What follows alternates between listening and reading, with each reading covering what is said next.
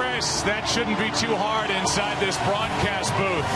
And these fans are ready to go, delay or not. I'm Joe Buck. Tim McCarver's coming right up. Well, here we go. We are going to start this thing a little later than we thought. But this World Series travels down I-95 for game number 3. The series is tied at a game apiece. And in my opinion, this game is more important for the Philadelphia Phillies tonight. Why? Because the Yankees have already announced that CC Sabathia will go on short rest tomorrow. So what the Phillies need is for Cole Hamels to be Cole Hamels like he was last postseason, to be a dominant type left-hander and give the type start that they got from Cliff Lee in game 1. And I welcome in my partner Tim McCarver, and I'll ask you agree with what I just said? Absolutely. I think there is a psychological edge as far as the Yankees are concerned. I think it was very smart for the Yankees to say CC Sabathia is starting tomorrow night because it puts a little extra heat on Cole Hamels and the Phillies. And because we're in a National League city, there is no DH. That has got to be advantage Philadelphia. Well, when you consider that the DHs of the Yankees hit 33 home runs and drove in 107 runs, that's a lot of offense to lose by coming to the National League city. So Andy Pettitte gets the baseball tonight. These Yankee starters, it looks like, are going to go on short rest the rest of the way through this World Series. And here is Andy talking about how he and this staff feels heading into these starts. We are so rested right now. I've never been so rested and seen a staff so rested from the way that Joe used our bullpen at the end of the year. So, I mean, we're in great shape to do whatever needs to be done to try to pull this off. So as you look at Andy Pettitte, let's think back to the last time he took the baseball. ALCS Game 6, he was outstanding against the Los Angeles Angels of Anaheim. He won again.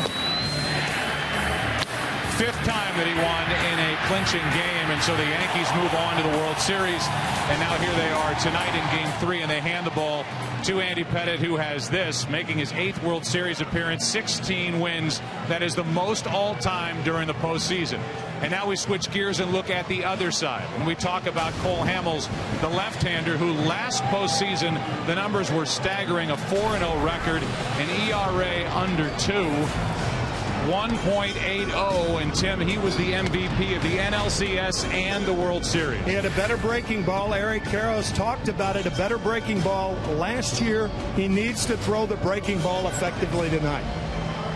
So there is Cole Hamels. It's been a long wait, but he is set to go. So is Andy Pettitte. We hope you are. It's Game 3 of the World Series next on Fox.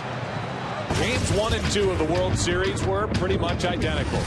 Great pitching on both sides, plus timely home runs that were the difference. As we move down the turnpike on Halloween night, a couple lefties familiar with World Series success try and keep the opposition spooked, bring their team up in the series. It's the World Series. It's Game 3. It's Halloween. It's all next on Fox.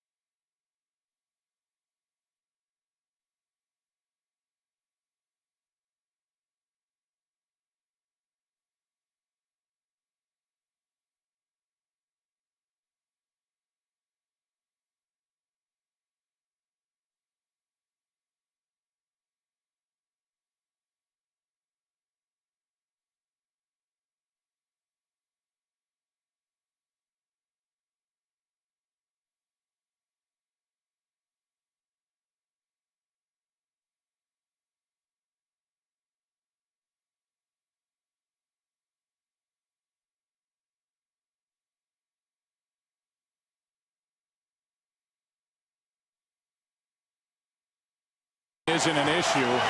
They're squeegeeing the excess water. I mean, it is soaked in the area that gets dumped on when they pull the tarp off the infield. This crowd is ready to go. No surprise there. They love their Phillies. They love their Eagles. They love their Flyers and their Sixers. Take a look at the lineup for the New York Yankees. They lead it off with Derek Jeter. Johnny Damon bats second. He's in left. Mark Teixeira hits third. A-Rod cleans up. Hitless in this World Series. Jorge Posada is batting fifth. Robinson Cano. Nick Swisher in right field. Not Matsui. Melky Cabrera is hitting eighth. And Andy Pettitte pitches and bats ninth. And here is a left-hander, Cole Hamels, who was under 500 during the regular season. So far this postseason, an ERA of 6.75, a 1-1 record, and quite a turnaround from last October. And here's his scouting report. He really relies on that changeup. The long ball could be a problem against the Los Angeles Dodgers. He allowed 5 home runs in 9 2/3 innings. The hitters will keep their eye on this tonight, and that is the changeup, his best pitch. So while Hamels continues to get loose, we give you our opening pitch. It's brought to you by Budweiser with full flavor and a crisp, clean finish. It's what we do. How about the defense for Philadelphia? It's brought to you by Moto Blur. In the outfield, it's Ibanez, Shane Victorino, and Jason Worth left to right. Pedro Feliz, Jimmy Rollins, Chase Utley, Ryan Howard. The catcher is Carlos Ruiz. And Cole Hamels does the pitching. It is Halloween. And the last time a game started on Halloween night, it ended when the calendar turned to November and Derek Jeter hit a home run to win Game 4 of the 2001 World Series. And the banners came out, Mr. November.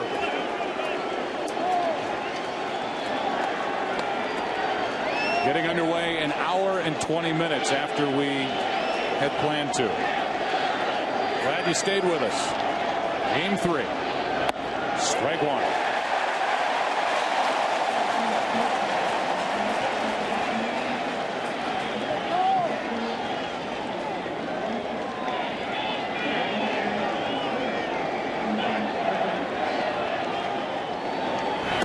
Strike two. And Jeter hasn't liked either one of the two calls. He's in the hole, 0-2.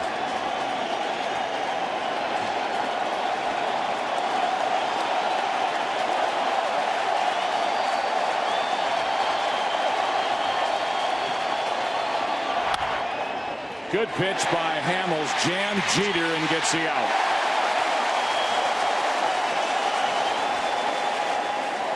Home plate umpire is Brian Gorman tonight. Mike Everett is at first. Dana DeMuth at second. Joe West is over at third. Jerry Davis is in left. And Jeff Nelson is down the right field line.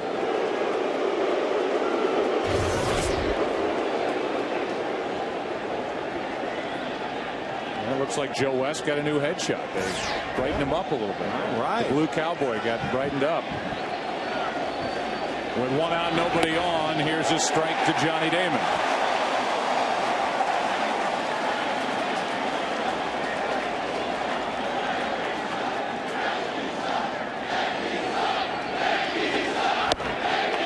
Too far inside, a ball and a strike. Cole Hamels is 6'3", 192 pounds, still just 25 years old. First round pick of the Phillies, 17th overall in 2002. He ties up Damon, and it's 1-2. Talk about surprising the Yankees, coming out and throwing 6 straight fastballs. 3 to Derek Jeter, finally jamming him, and 3 to Johnny Damon.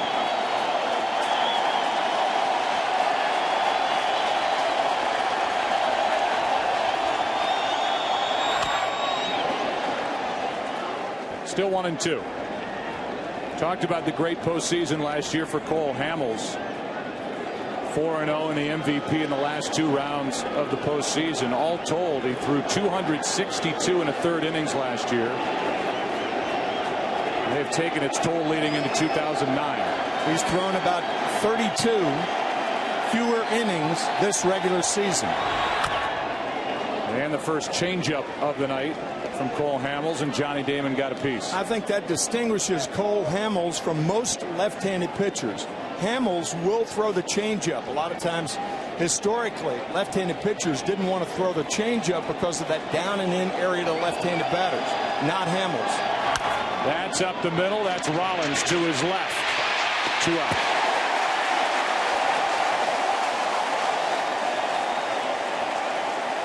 Before Teixeira bats, we look at the managers and we give you the Home Depot tools to victory.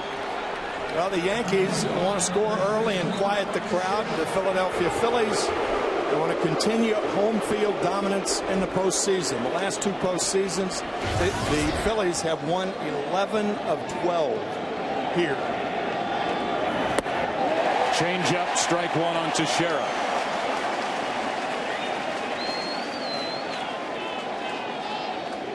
After splitting the first 2 games of last year's World Series, the Phillies came home, won all 3 at home, and won their second championship. Good rip on a 91-mile-an-hour fastball, but now it's 0-2, and Hamels can make a statement here in the first.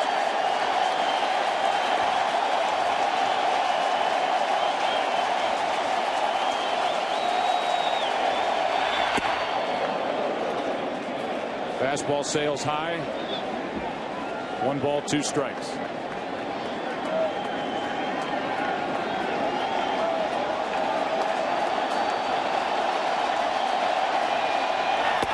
Got him.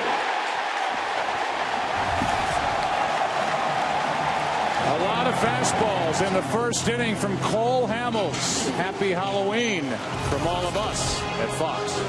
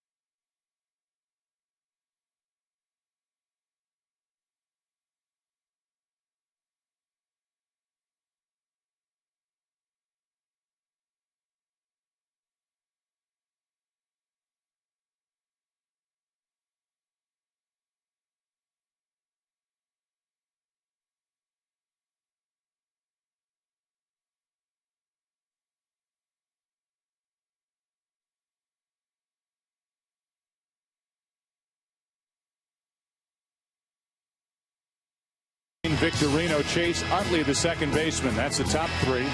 The middle 3, Ryan Howard, Jason Worth, and Raul Ibanez. Pedro Feliz is at third. Carlos Ruiz and Cole Hamels pitches and bats ninth. See the numbers.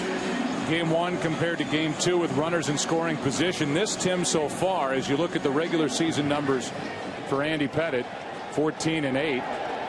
We give you the scouting report. This has been really a postseason, but in particular a World Series, it's been dominated by pitching. That's true, and keep an eye on that first point. Left-handed bats have given Andy Pettitte problems this year. Left-handed hitters are hitting 40 points higher than right-handers, and the Phillies with 3 left-handers in the lineup. Rollins goes to left, past Alex Rodriguez, and just like that, Philadelphia puts their leadoff man on.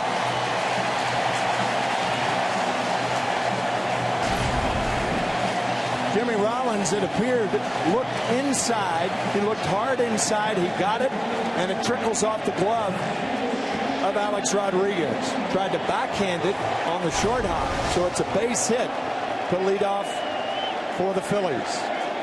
And it brings in Shane Victorino, who's 2 for 8 in this series with Utley to follow.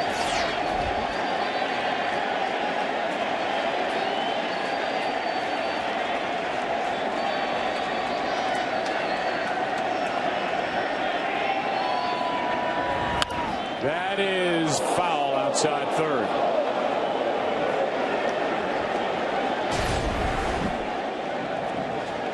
That was a lot closer than it initially appeared. About a foot foul. Andy Pettitte, the left-hander, is the best in the big leagues at slowing down the opposition's running game. And that's such a big part of what the Phillies do. Number 2 in the National League in stolen bases during the regular season. There's a strike, and it's 0-2.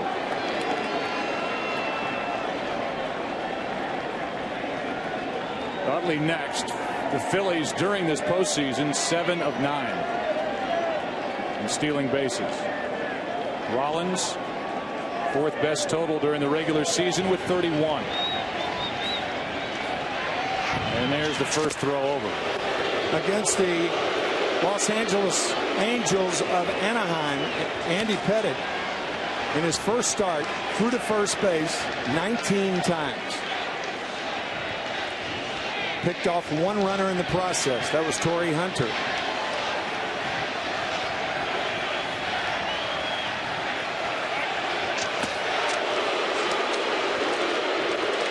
Interesting conversation that we had with Davey Lopes, who is the first base coach for Philadelphia prior to tonight's game, about Andy Pettitte's pickoff move. Davey saying that umpires are very, very liberal. And I think everybody in baseball knows that. If you have a good pickoff move, if you're a left-handed pitcher, you have to be liberal. It's a balk move. It's very, very close to being a balk. Almost every time he goes to first base.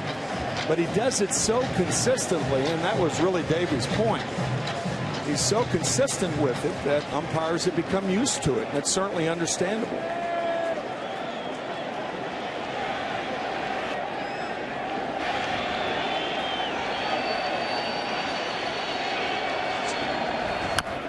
Grounder foul outside third. The gist of the conversation with Davey Lopes was that umpires will tell him, unless Andy Pettitte's foot breaks the back line of the pitching rubber,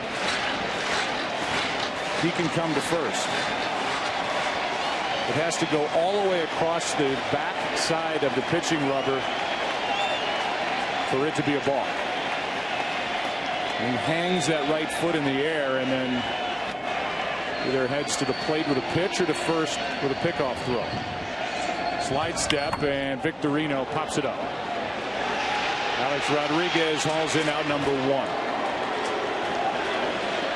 Pedro Martinez quick pitch Derek Jeter the other night, and we just saw a quick pitch of Andy Pettitte to Shane Victorino. Victorino was not ready for that hanging curveball because of the slide step of Andy Pettitte. So not only does it affect the runner at first, but it can affect the hitter also. When we say slide step, we're talking about not as high of a leg kick, keeping that front foot closer to the ground, and Victorino popped it up.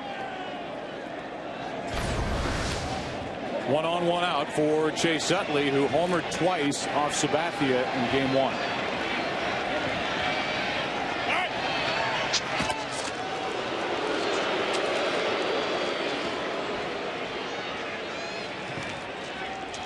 Jimmy Rollins, to this point, is at a very small lead over at first base. I asked Davey Lopes, I said, do you tell your runners to guess? He said, I don't like to guess. Then it's a 50-50 chance. No guessing.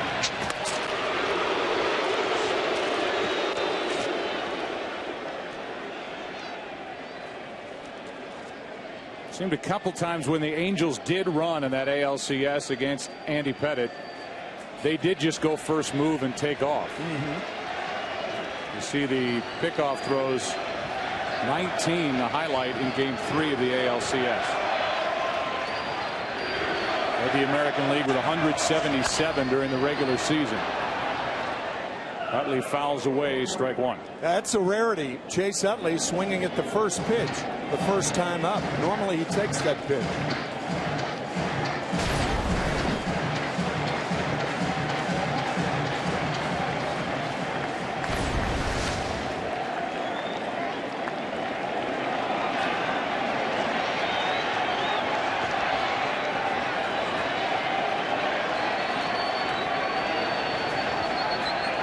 To the plate, higher leg kick, and the pitch is low. Ball and a strike. Jimmy Rollins has Davey Lopes to lean on over there. Davey, during his playing career, led the National League in stolen bases 2 times. 77 in 1975, and right now is 25th on baseball's all-time stolen base list. So he knows what he's looking at as he tries to help out, in this case, Jimmy Rollins. We've talked about it so many times about how speed slows down the game.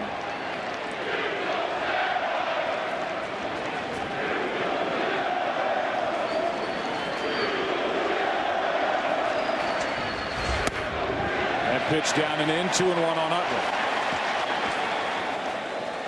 Chase Utley extended his streak to 27 straight postseason games reaching base by a hit, a walk, or by hit by pitch.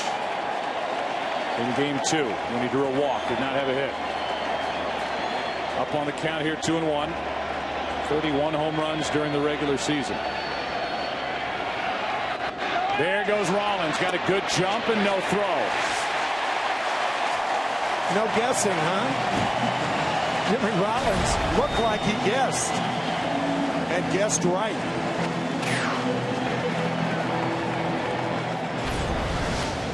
For Jimmy, that's just his second stolen base of this postseason. Both have come in this series. And the count's 3-1 on Utley.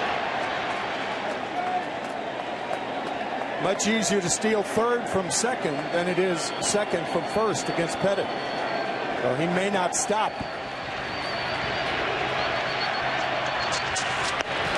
Pettitte spins and throws to Jeter, who hadn't moved.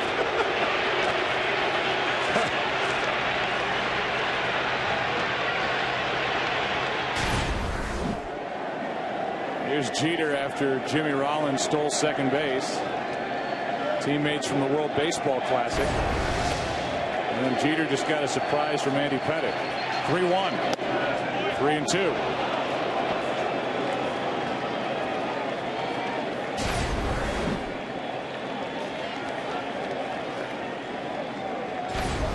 Unofficial look on Fox Tracks. It's called a strike, and it's a full count. Rodriguez is so far off the line and so deep. Might be tough for him to get to the bag on a stolen base try by Rollins. There he goes. And Utley fouls it off to the right. I mean, that's going to be a race. Forget about the throw. Jimmy Rollins will have that little head start, and those two are going to have to try and converge at third base. Well, the one thing you want to do, there's one out, so you want to try to concentrate on the hitter. As we said, Jimmy Rollins with another good jump from second base. Yankees got a break with Chase Utley fouling that ball off. Jeter came in to talk to Andy Pettitte. Jorge Posada went out to talk. And now another 3-2 pitch coming to Chase Utley. Utley hitting 128 against left-handed pitching this postseason. But with 3 home runs. That's foul. Take a look at the defense for the Yankees. It's brought to you by Moto Blur. In the outfield, it's Damon in left, Cabrera in center, Nick Swisher is in right.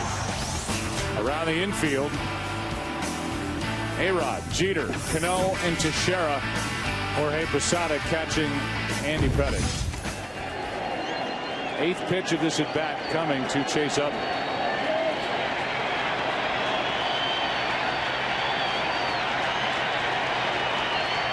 Time called. You saw that bottom note, maybe you didn't. The Yankees have played 11 postseason games, and in 10 of them they've gone errorless defensively. They've got 3 total errors this postseason. They all came in game 2 of the ALCS. It's helped out a staff. For Girardi, here's a 3-2. Instead, Pettitte spins. Joe, you picked up Alex Rodriguez playing well off the line. The one thing that, if there were no outs, you might have a tendency to lean toward third base. But with 1 out, you want to play the hitter and not the runner. And that's why A-Rod is that far off the bat. But you're right. If Rollins gets a good jump, and this pitch is a strike, and Rollins could steal the base because A-Rod has too far to go.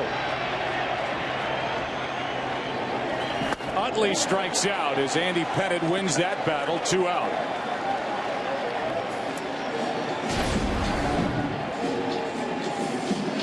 That's a slider that goes down.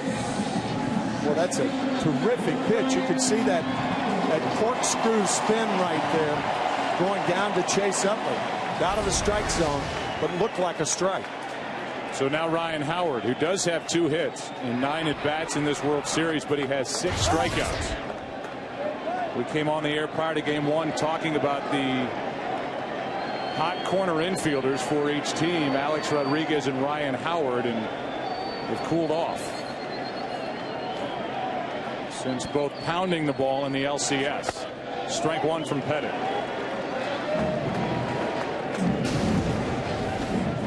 There they are coming in between the Division Series and the League Championship Series. Combined, A-Rod 438, 5 and 12.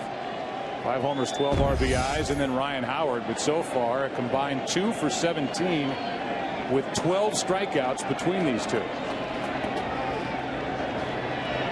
Here's an 0-1. Blocked by Posada. 1-1.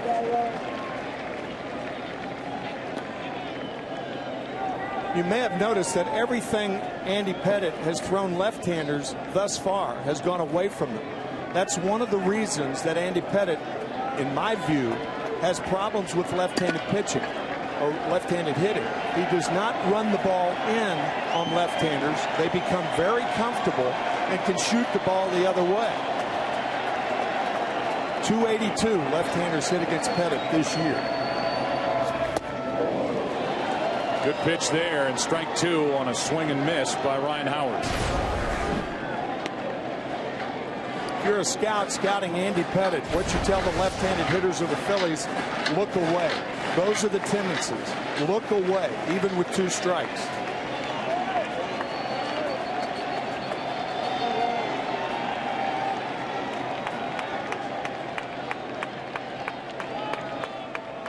And Andy Pettitte just waiting.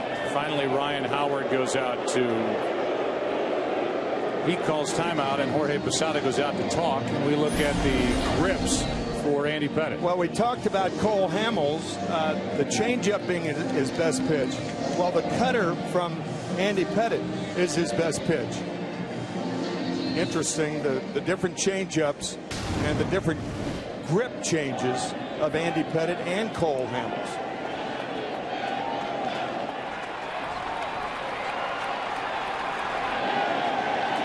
Rather relaxed Cole Hamels. He's only gone a half inning.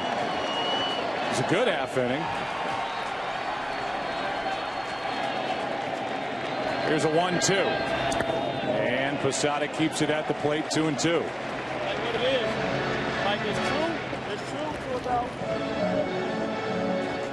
Tough right-handed batter on deck in Jason Worth.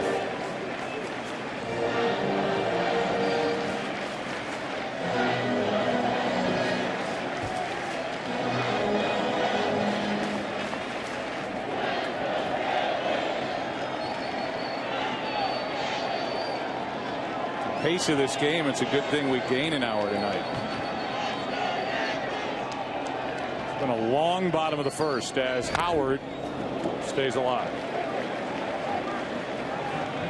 This will be the 20th pitch coming from Andy Pettitte. And he has been very deliberate with his pace. 20 pitches and 5 throwovers.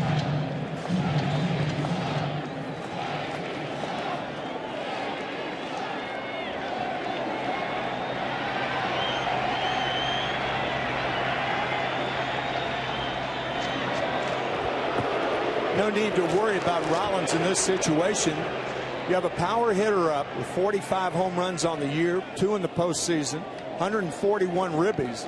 No need to pay attention to the guy at second, not with 2 outs.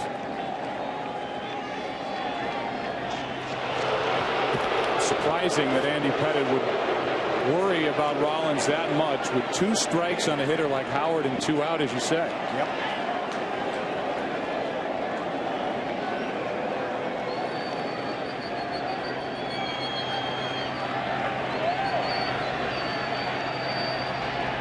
The 2-2 and a strikeout of Ryan Howard. Back-to-back strikeouts of Utley and Howard. A leadoff hit by Rollins. Stole a base, was left on.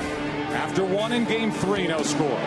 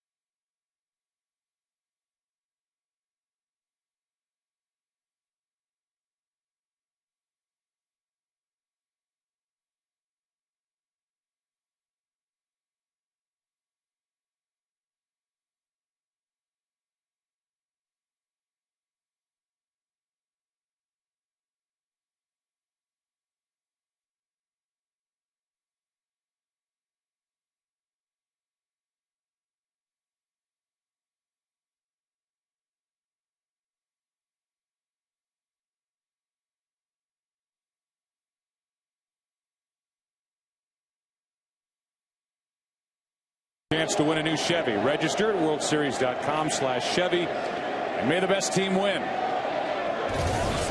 Here is Alex Rodriguez leading it off, and he gets drilled by Cole Hamels.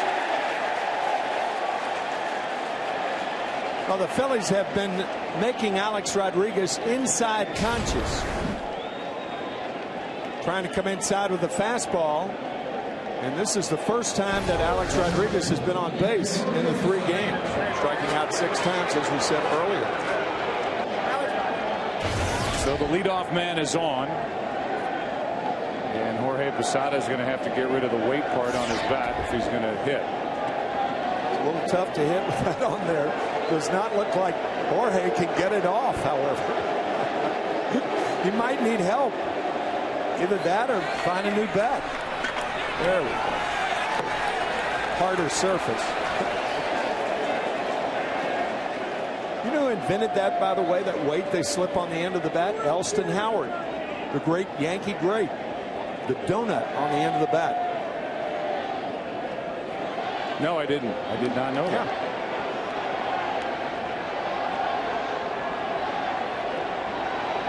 Jorge Posada. Oh, that's a balk. But Cole Hamels got away with one there. In fact, Davey Lopes was talking. Watch the move toward home. Can't deceive the runner. In fact, Davey Lopes was talking about the line that they drew. Here's a chop left side. Feliz juggles it, gets the lead runner, and that's it. A force out with Feliz throwing to Utley, 1-on-1 out. In spring training, they used to have a line that was about halfway between first base and home. And they did it for the umpires to get used to pitchers that had to step to first base. When you're throwing over there, you have to make the move toward first. And of course, Andy Pettitte, we've seen, is so deceptive, but you can't do half and half. And that's why Cole Hamels got away with that first move to first base. Here's Robinson Cano. During the regular season, hit .320, 6th best average in the American League. He's hitting only .214 during the postseason, 1 for 7 in this World Series.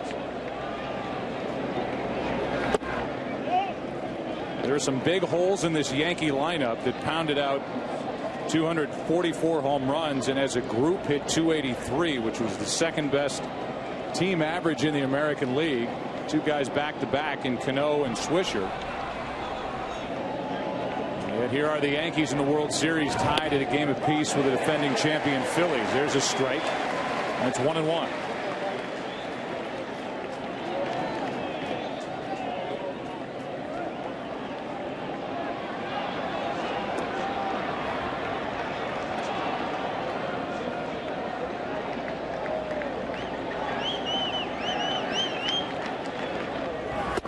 There's another strike, 1-2.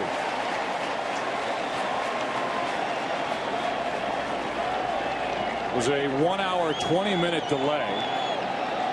Started this game at 9:17. And for the Yankees, I think an advantage getting this game in here tonight. And we'll talk about the reason why here in the top of the second as Cano steps out. The Yankees have already announced that Sabathia will go tomorrow night on 3 days rest. His numbers are very good on 3 days rest. And the Phillies are unwilling to pitch Cliff Lee on 3 days rest. There's a strikeout of Robinson Cano. And the second of the night for Cole Hamels, 2 out. The impressive thing about Hamels, the location of his fastball thus far.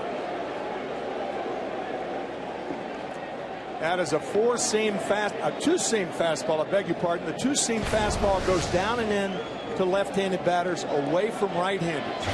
And that one just disappeared on Cano. Here is Nick Swisher. We heard from Nick Swisher before the game started, being interviewed by Ken Rosenthal. Tell you what, if batting practice is any indication, he told Ken Rosenthal he was going to break out of his slump here tonight. Batting practice would tell you that he would. He was hitting rockets all over this park. And gets another opportunity from his manager, Joe Girardi. He was out of the lineup in game 2. It's outside, a ball and a strike.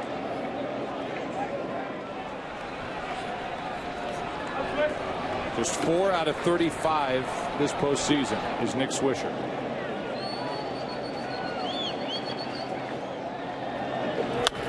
And a pop-up into shallow right center. Out goes Utley and gives way to Worth to end the inning. Hit batsman started it. Yankees strand a runner after an inning and a half. No score.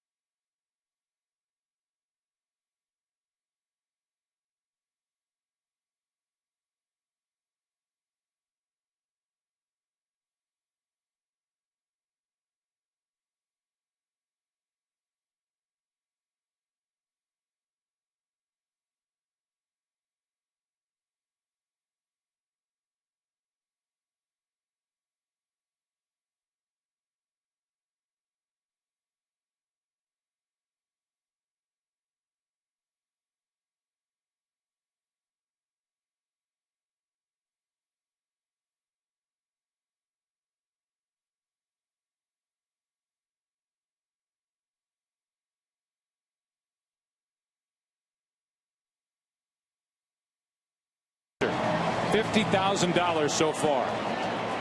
Tonight, the first time a home run hits the MasterCard Hit It Here sign. MasterCard will donate $1 million to Stand Up to Cancer. And a nice moment prior to the bottom of the second here at Citizens Bank Park. And the first pitch is down and in, ball one to Jason Worth.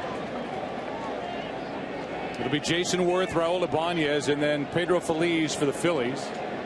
We've got a leadoff hit from Jimmy Rollins in the first inning. He stole second and then was left stranded as Victorino popped up and Utley and Howard struck out. 2-0 from Andy Pettitte.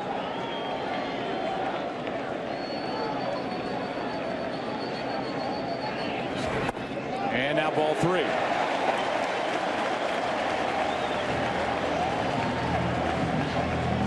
Worth with 14 home runs against left-handed pitchers this year.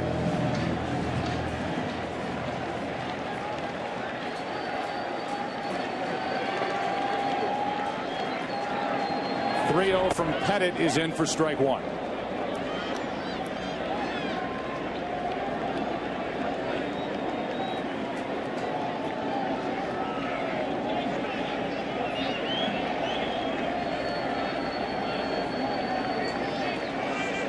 And now the next from the Yankee left-hander is swung on and fouled out of play right side.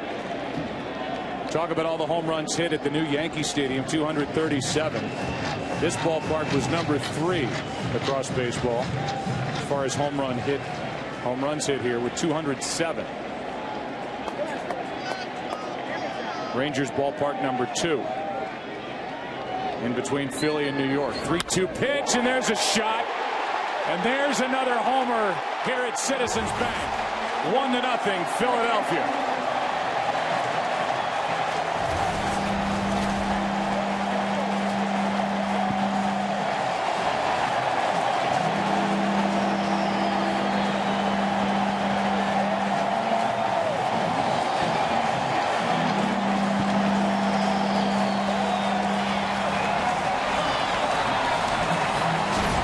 Jason Worth reach for the pitch and reach the stands.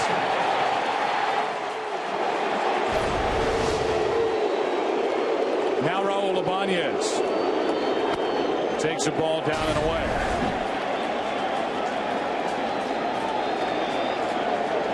"36 home runs during the regular season for Jason Worth. That is his 6th of this postseason. That is protection for Ryan Howard in this Phillies lineup. 1-1 on Ibanez.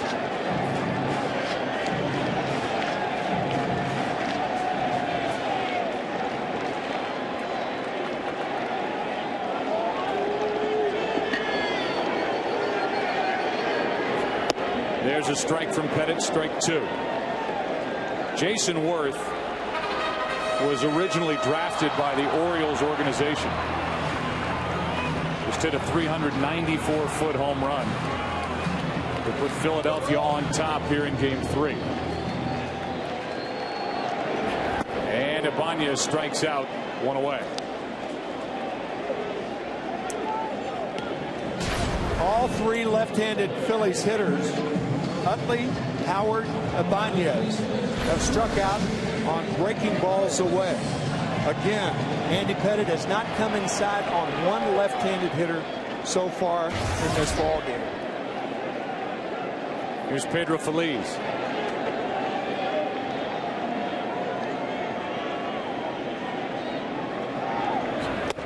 Up and in, ball 1. The interesting part of Worth's career is he was hit by a pitch when he was a Dodger in the wrist and missed the entire 2006 season. Hit by A.J. Burnett. Here's a 1-0, and Feliz hits one to right. Back is Swisher at the wall. It's off the wall. And Feliz has a 1-out double.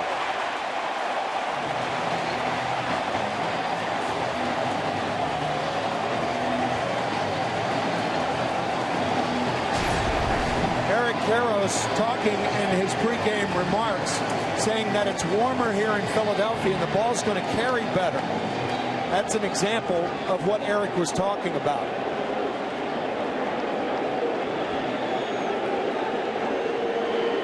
Hit over halfway up the wall and right.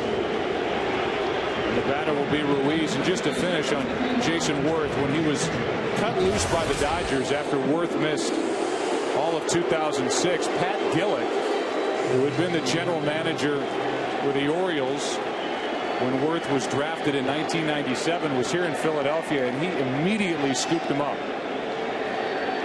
And all Jason Worth has done is get better and better and better. And the Phillies have a star in their right fielder, whose total of 36 home runs was good for 7th best in the National League this year. Gone from a guy who couldn't play every day for Charlie Manuel to a superstar. Ball 1 to Ruiz.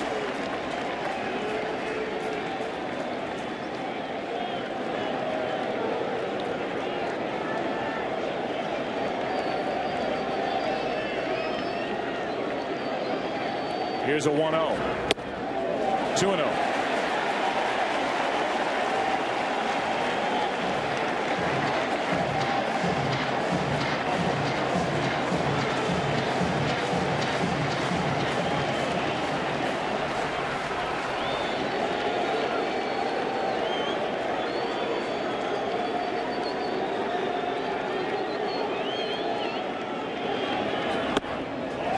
That's ball 3.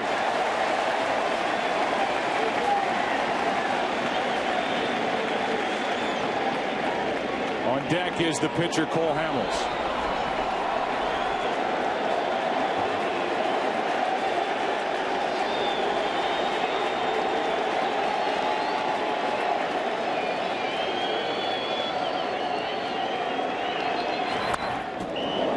Came in on 3-0. Looked for a moment like Pettit was pitching around Ruiz, and he found the strike zone, and Carlos Ruiz fouled it straight back. I think that surprised the Yankees, and I think it's a good move by Charlie Manuel, allowing Ruiz to hit 3-0 with the pitcher on deck.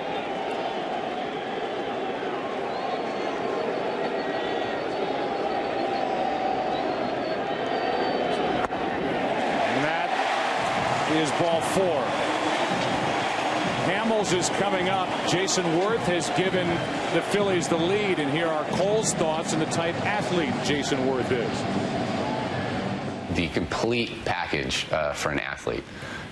When he has come on to our team, the past couple seasons, has gotten better and better every year, and now he's finally come into his own. And he's the type of guy when you watch him take batting practice, he puts on a show. Jason Worth is 30 years old, and Cole's right, career bests in every offensive category. Major league high, 4.5 pitches per plate appearance. Here's his home run. And one of only 2 players to have 35 or more home runs, 95 RBIs, 95 or more runs, and 20 stolen bases.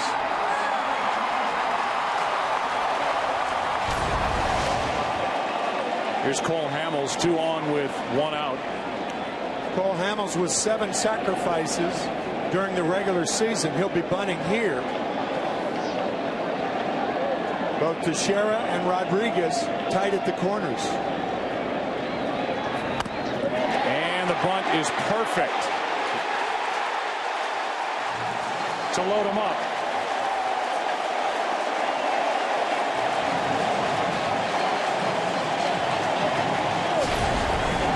Perfect is right.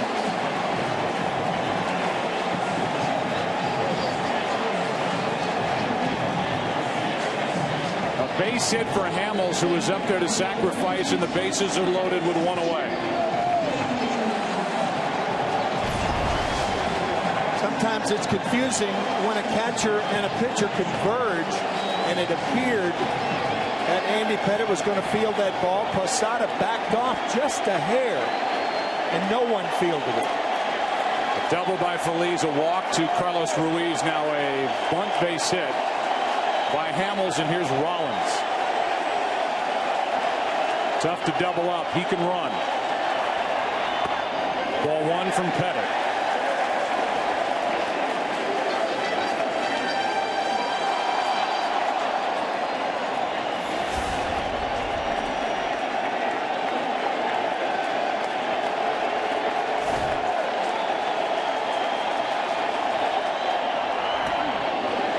Ball 2.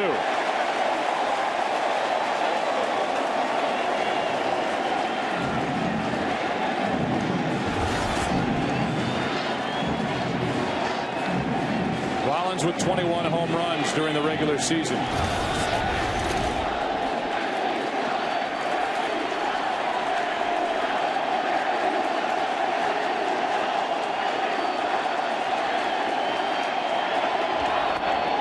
Ball 3.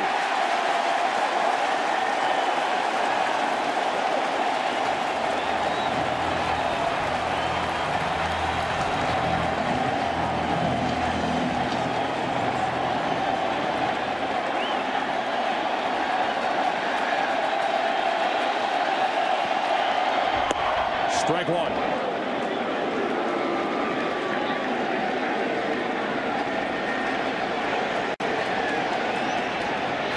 Bases loaded. Rollins is going to get a fastball to hit. Ideal hitting situation for the Phillies shortstop.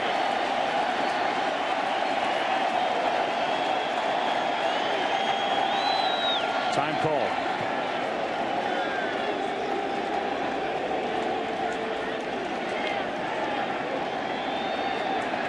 Rollins looking for his first RBI of this World Series. And he found it. On a bases loaded walk, it's 2-0.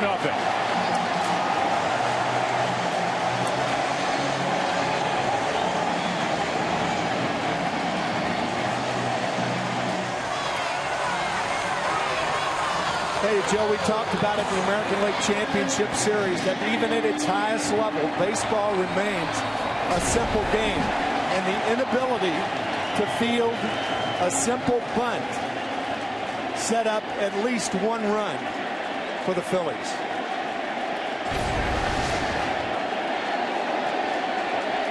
Now the bases are loaded for Victorino, who's out in front of that pitch, strike one. Victorino is 2 for 9 in this World Series, popped up his first time. Now it's Ruiz at third with Hamels at second and Rollins at first. The 0-1. Strike two. 2 quick strikes from Andy Pettitte.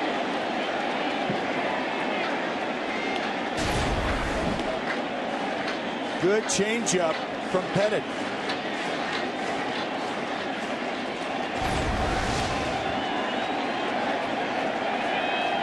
Pettitte does not want to throw a strike over the next 2 pitches.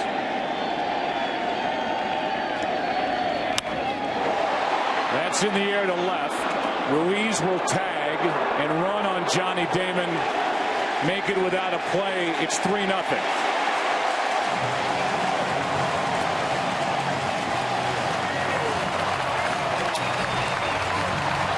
You know, control is being able to throw a ball out of the strike zone when you want to also. The first 2 pitches were out of the strike zone to Victorino. The 0-2 pitch was the best pitch he had to hit, and he hits a sacrifice fly.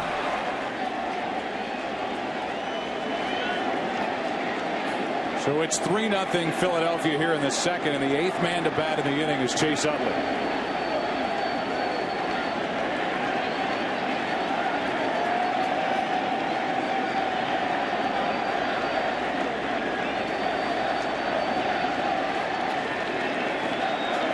Every pitch, again, to left-handed batters from Pettitte have been away.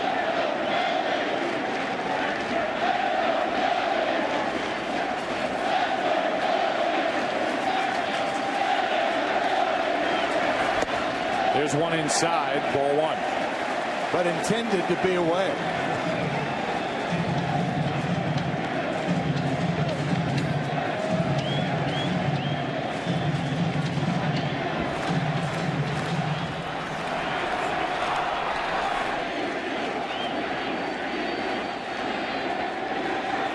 A 1-0 from Andy Pettitte is right down the middle, a ball and a strike. The Phillies, who on their home white uniforms wear the initials of late broadcaster Harry Kalas, the HK, left side of their chest.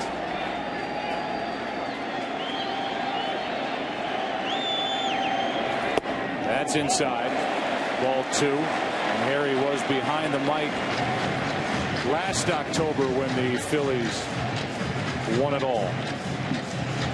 Their second championship and their first since the 1980 season, in his sport coat and white shoes that he always wore in the Philadelphia dugout. Trademark apparel. 2 on, 2 out. Utley, as Pettitte has been inside the majority of this at bat, fouls it 2-2. Now, the last 2 pitches, he's tried to come inside. That curveball stayed inside on the first pitch. Second time through the order, give the left-handers a different look.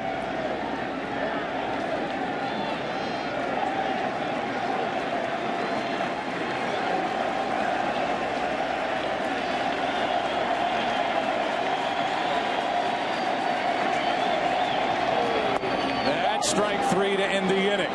But a big inning for the Philadelphia Phillies, and it started with Jason Worth. A home run made it 1-0. After 2, it's 3-0 in game 3.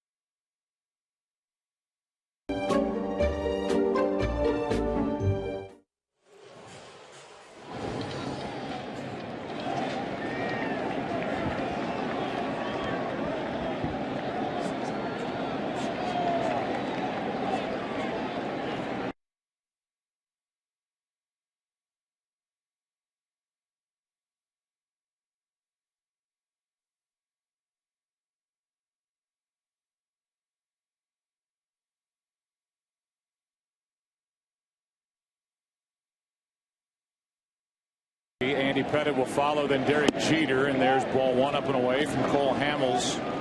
Only blemish on the record of Cole Hamels was hitting Rodriguez with his first pitch of the second. Otherwise, 2 strikeouts, no walks, 2-0.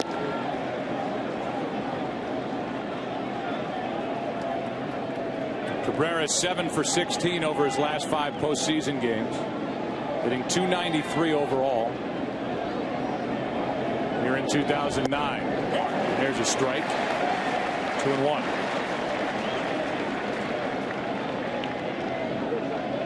Cabrera has been one of the more consistent hitters in this Yankee lineup this postseason. Waits for a 2-1 and hits it hard to third, but right at Pedro Feliz. 1 out.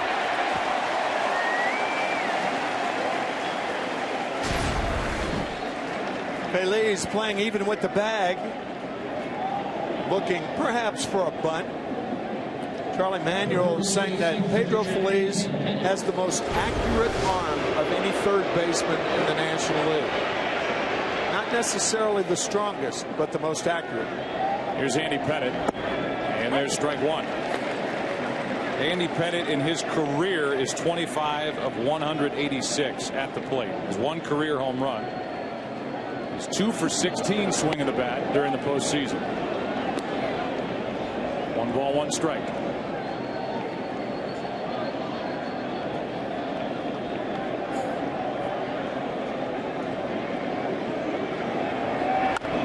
Reaching for it, checks on Utley, who makes the play. 2 out.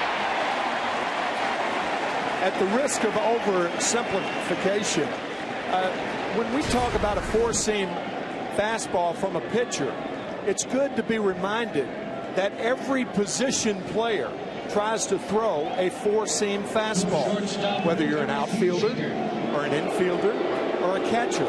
They always practice throwing a 4-seam fastball, as Feliz did on that simple out at first base. 2 out, nobody on, and Derek Jeter will be the hitter. Jeter hit a weak comebacker to Cole Hamels his first time. Now 4 for 9 in this World Series. And strike 1.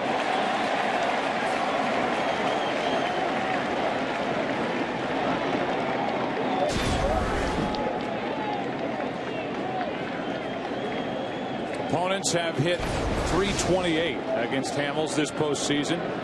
Coming into this start, he looks like he's got better stuff than that here tonight. As he misses low, it's a ball and a strike.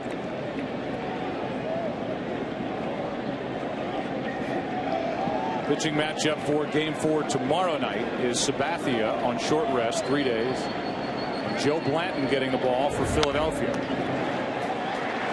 That's fouled by Jeter, and that's strike 2.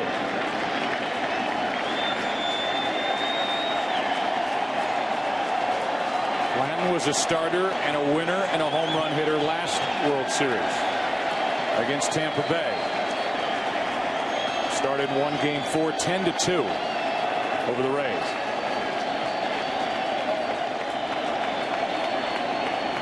Ruiz sets up inside, and the pitch misses high. 2-2.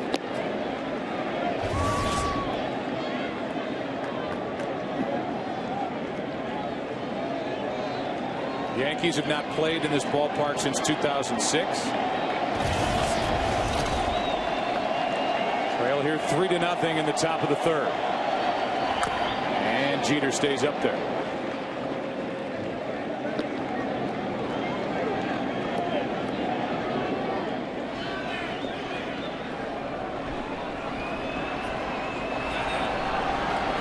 Andy Pettitte faced 8 batters in the second. Allowed 3 runs on 3 hits. The 2-2 from Hamels. Jeter sticks the bat out, pokes it into right, and there's Jason Worth. Got a good jump. Good stuff for Cole Hamels. Bottom of the third inning, Game 3. 3-0 Philadelphia.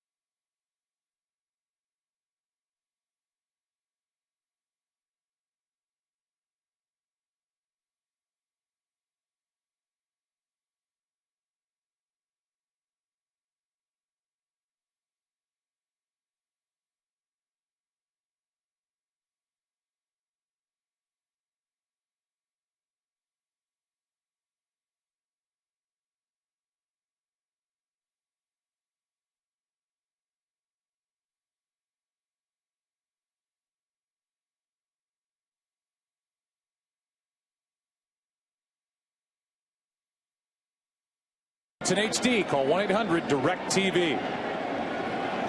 Glad you're with us on Fox as we go to the bottom of the third inning. Game 3, 3-0 Philadelphia. Ryan Howard first up. Struck out his first time. Andy Pettitte has taken care of Utley twice on strikeouts. Ryan Howard has started with a strike.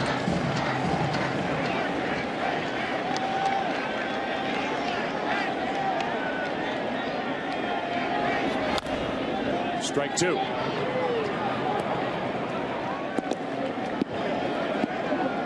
Best Halloween costume, Batman or a pirate? He couldn't decide.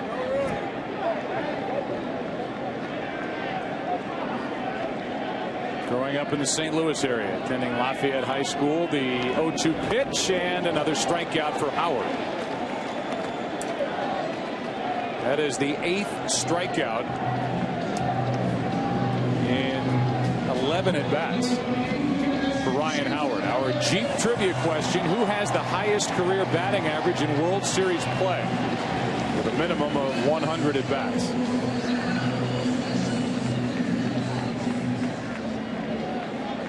Here's Jason Worth. He homered his first time. Jason Worth is now 2 for 14 against Andy Pettitte, but both hits have been home runs. Time called by Worth.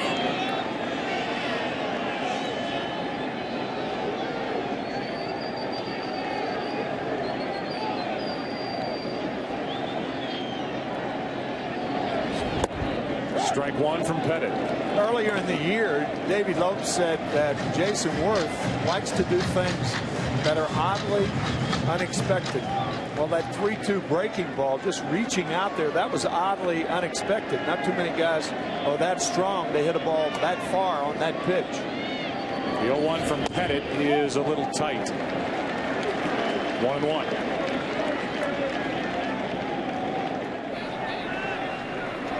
On deck, Ibanez.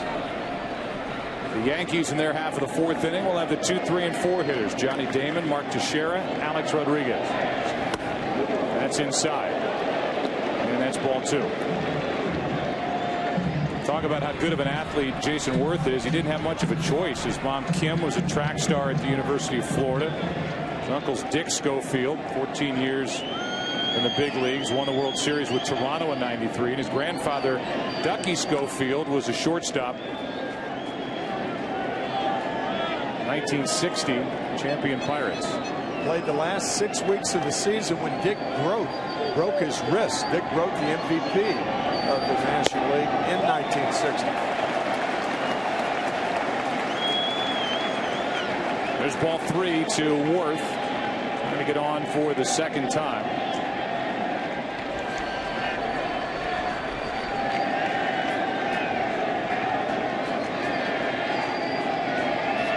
And a fly ball into right. Swisher in front of the track. 2 out. Base is empty. Ibanez will be the hitter. Following the Fox NFL Sunday pregame show tomorrow, watch from Cowboys Stadium the biggest live trailer debut in history for a movie event, Avatar.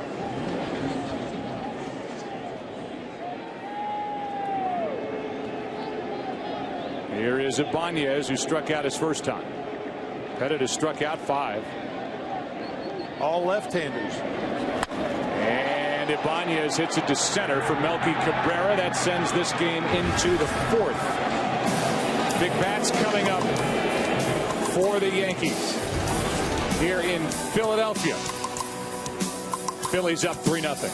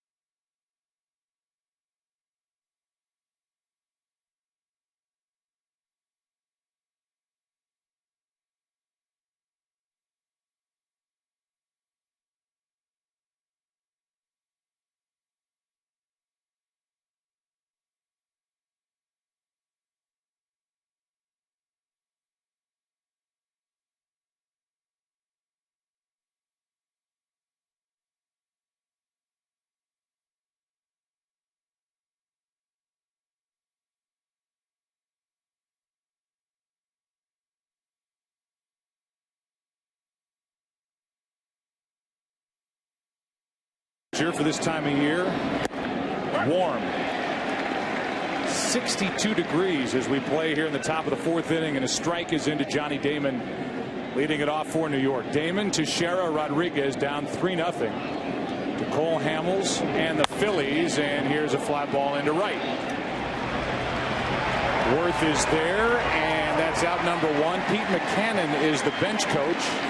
We visited with him during the break, and the first question was about the way Cole Hamels is pitching and that the bench has to like the way he's worked. Well, you know what? It's all about command of your pitches, and he's been showing pretty good command. That one ball got away from him to A-Rod, but in general, he's been hitting his spots and using his changeup effectively. We've gone on and on about how good of an athlete Jason Worth is, and he went down, got a pitch, and hit it a long way. He's a special talent. He really is. You know, that was a pretty good slider that was down in the zone. He went down there after it, and he got it up in the air. He's been very impressive this year. Hour and 20-minute delay. You guys seem to be ready after putting this thing on hold for a little while. Well, you know what? One thing I've seen in this team being here for the first year is these guys come to play, they love to play, and they feel like they can win every game. Everybody plays their butts off, and they give it their all, and they expect to win. We appreciate your time, Pete. Thank you. You're welcome. Pete McCannon in his first year as bench coach for Charlie Manuel. So far, Cole Hamels is not allowed to hit. 3 straight fastballs to Teixeira, who struck out his first time, and now Hamels steps off.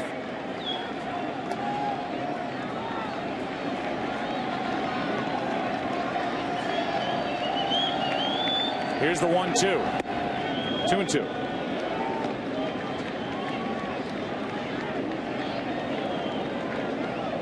Teixeira came in having played 14 games in this park, 6 home runs, 17 RBIs. Former Atlanta Brave takes high, and it's a full count.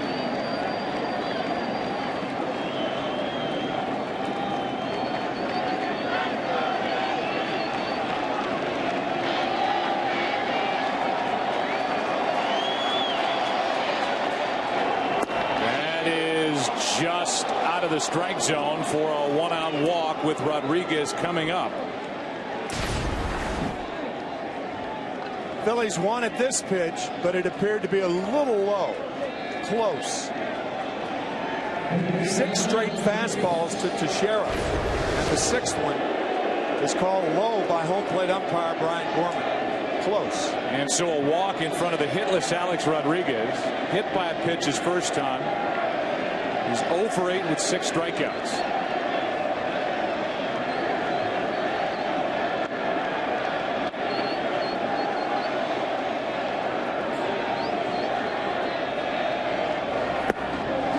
Changeup, strike 1.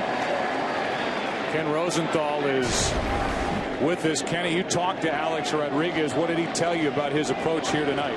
Well, Joe, in speaking to reporters yesterday, A-Rod stayed on point like a politician, saying that he repeatedly needed to swing at strikes. Now, he did that remarkably well in the first 2 rounds, not as well in the first 2 games of this series. He said, hey, if I need to, I will pass the baton to the other hitters in the Yankees lineup. He even said that going 0 for 0 with 4 walks would be a perfect game. Here's one down the right field line, and it's high off the wall, a fair ball. Teixeira is at third and held there as Worth gets it back in on a double off the wall to right, and the first World Series hit for Alex Rodriguez. And now Joe Girardi is going to go out and talk to the right field umpires. We take another look. Looked like it was right off the top of the railing. It looked like it hit the camera. I think it hit the camera. It sure did. That's a home run. That's exactly right. Good eyes, partner. Well, this is a situation where you can have replay. Yeah, absolutely. It's a boundary call. I think that's what Joe Girardi is doing. That ball, if the camera weren't there, appeared to be a ball that would have gone out of the ballpark. I agree with you. The camera's pointing out and is sticking out a little bit over the wall. That ball literally hit into the lens of the camera, and this is something that could be reviewed.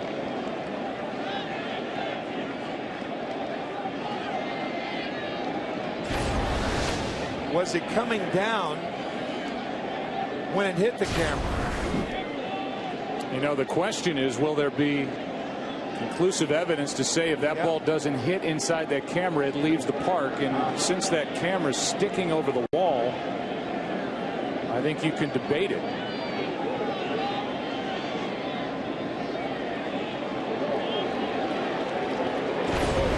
So we are going to have a replay situation, and they're going to look at the replay and determine whether that ball would have left or not. I think they're going to determine that it's a home run. I really do. Here's the camera that it hit down the right field line. It's tough to see. Evidently, it's in the left side of your screen. And you can just see it, just a flash. It hit high up on that lens. Well, it's tough. Wow. Obviously, Rodriguez thinks, if not hopes, that it was indeed a home run, and the umpires will look at this on this monitor. So that's where they'll watch it and determine as to whether it's a home run or not. I don't know if there's enough evidence to say that that ball clearly would have left the park, if for no other reason than because that camera, it looks like, was sticking over the wall, and they're saying home run. So it's 3-2 now, Philadelphia, as the umpires overturn the call on the field, and now Charlie Manuel's going to argue. I think because they called it so quickly, they weren't in that room very long. And this is, I would imagine, the shot that they had. And I think that ball would have been over the fence had the camera not been there.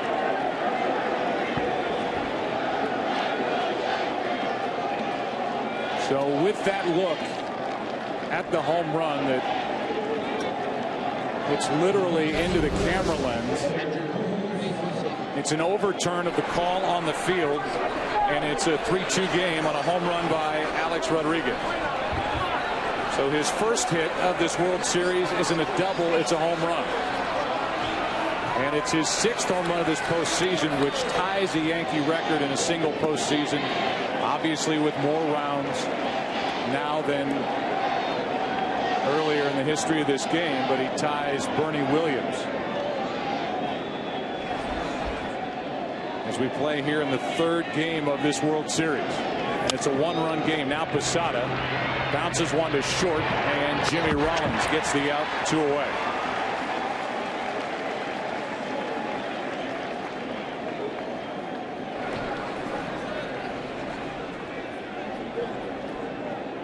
With the bases empty, the batter will be Robinson Cano.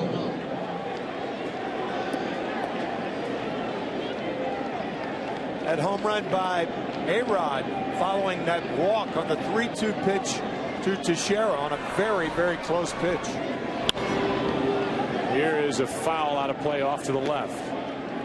Strike 1 on Cano. And here is the ball forward to Teixeira.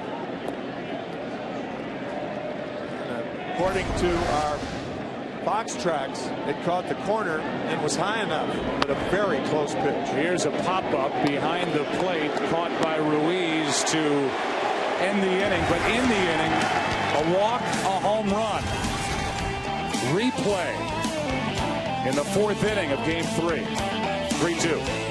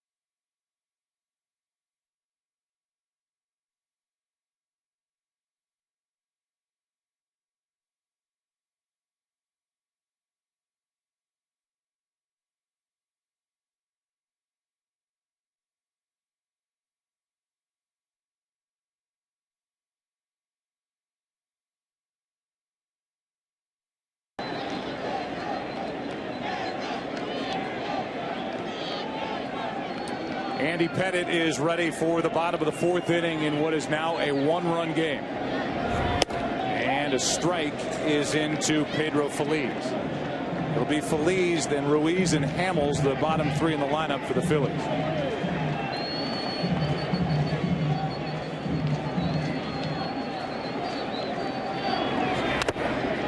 That came back and caught the home plate umpire, Brian Gorman, and the count's 0-2. Feliz doubled and scored his first time up.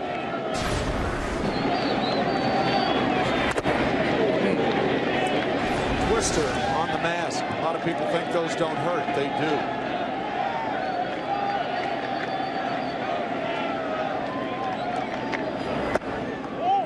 do. So we have seen a call that is within the boundaries of the use of replay in the game of baseball, and a call that was overturned on the field in favor of the Yankees as Feliz grounds one to third. Rodriguez backs up and throws high and safe as Teixeira came off the bag. Going to be a throwing error on Alex Rodriguez. He gets under the throw, and the ball tails between first and home and pulls Teixeira off the bag. Feliz ducks, and A-Rod can't duck an error. So that's the 4th error this postseason for the Yankees. The first 3 came all in Game 2 of the ALCS against the Angels. And here is Ruiz, the number 8 hitter.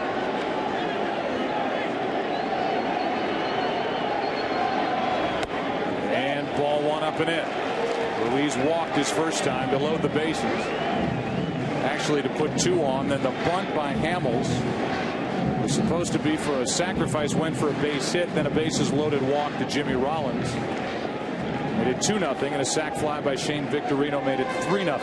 Now it's 3-2 after the overturn and the home run by Rodriguez down the right field line in the top of this inning.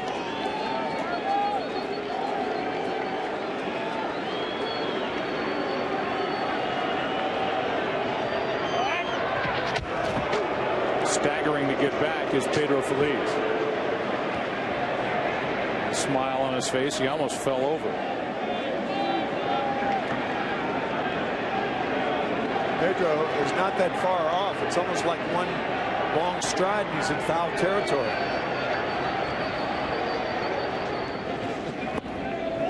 That's down and in, 2-0. So with so much talk, just to be clear and maybe eliminate some of the confusion, there is that limited use of replay in baseball on boundary calls, home runs. Did it get over the wall? In this case, that was the issue on the ball hit by Rodriguez. Fair or foul, and that's it. Here's a ground ball left side.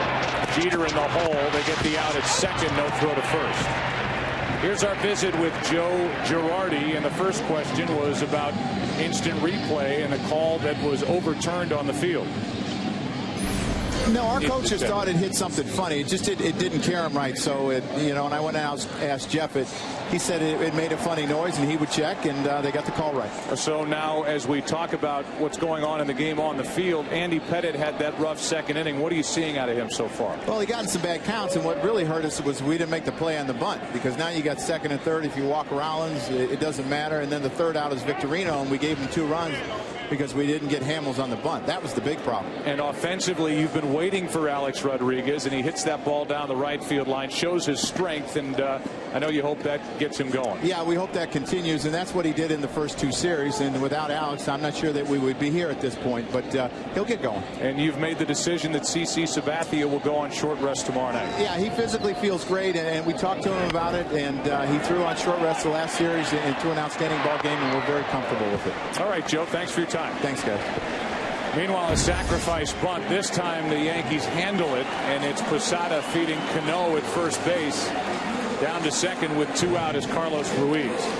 Jorge Posada making sure that he ran Andy Pettitte off of that. There was confusion, a bit of confusion the last time, and there was no play made on Hamels. But on this play, Posada makes sure.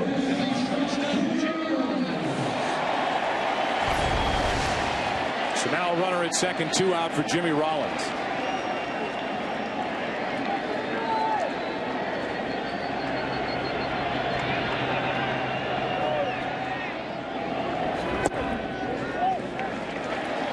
Ball 1.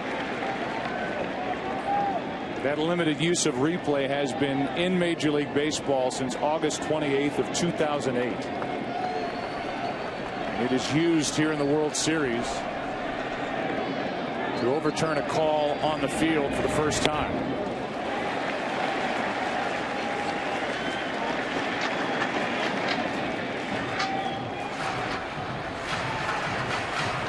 Unlike the NFL, however, managers can ask that umpires go to the replay, but they can't demand it. In this case, the umpires went and looked at it and determined that that ball would have left the park had it not hit that camera down the right field line. And we are told that that was the first overturn in the postseason since August, actually since October of 2008. Last 2 years. Time called at the plate. A lot of times you'll see a ball leave. It's a little more clear than that. All this replay did was give the umpires a chance to make a judgment call. And in their judgment, without that camera, that ball gets over the wall down the right field line. And they made it very quickly. Runner at second, 2 out, and Rollins pops it into right. Long run for Nick Swisher, who's there. And the inning is over. We go into the 5th here in Game 3. The World Series 3-2 Phillies. Back after this from your local Fox station.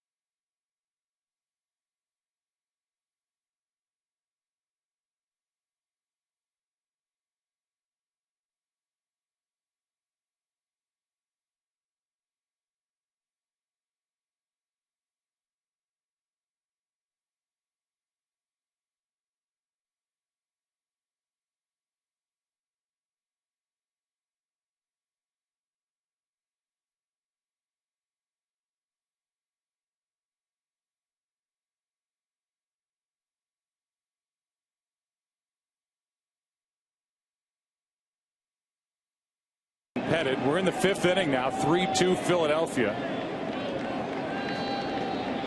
2 home runs hit in this game. The first one by Jason Worth. The last one by Alex Rodriguez. And strike one on Swisher, who flied to right his first time up. 0 for 4 in this World Series, and out in front of that changeup, strike two.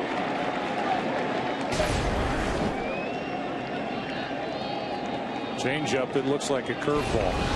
I think that's the first curveball he's thrown tonight. Surprised me too, Joe. So way out in front of it was Swisher, and it wasn't a changeup, a curveball, and Swisher trying to get on to start the fifth. Takes high. Tried another curve. The reason that Cole Hamels throws fastball changeup is he broke his left arm, the humerus bone in his left arm, his junior year of high school. And consequently could not throw the curveball, couldn't bend the arm. So Trevor Hoffman was, of course, fastball changeup, the super stopper, future Hall of Famer for the Padres. That is a fair ball down the left field line into the corner. Swisher will dig for second. Ibanez digs it out of the corner, and it's a leadoff double for Swisher. And that's one of the big reasons he doesn't throw the curveball. He doesn't have the control. A high curveball, it right over the bag. Even though it lands foul, it went over the bag. Properly called by Joe West. Here's the curveball, a hanger. And Swisher with the leadoff double here in the fifth. So it's almost as if here in the fifth inning, Cole Hamels said, okay, now I'm going to break out the curveball. It's something he has been reluctant to do, and maybe we know why. Yeah. Charlie Manuel talking to us before the game, talking about that pitch and its importance to Hamels. And for Cole Hamels, he just had one pulled down the left field line for a double by Swisher. Now a strike is into Melky Cabrera, tying run at second with nobody out. It's Cabrera up now, and the pitcher Andy Pettitte on deck. And strike two. And if you're a Yankee hitter, you don't look for the curveball anymore.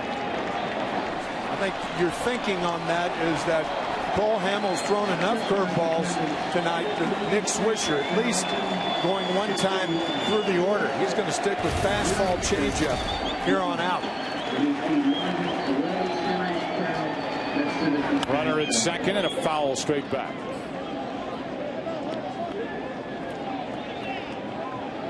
Cabrera with 4 RBIs this postseason. Now 1 for 7 in this World Series after grounding out to start the third.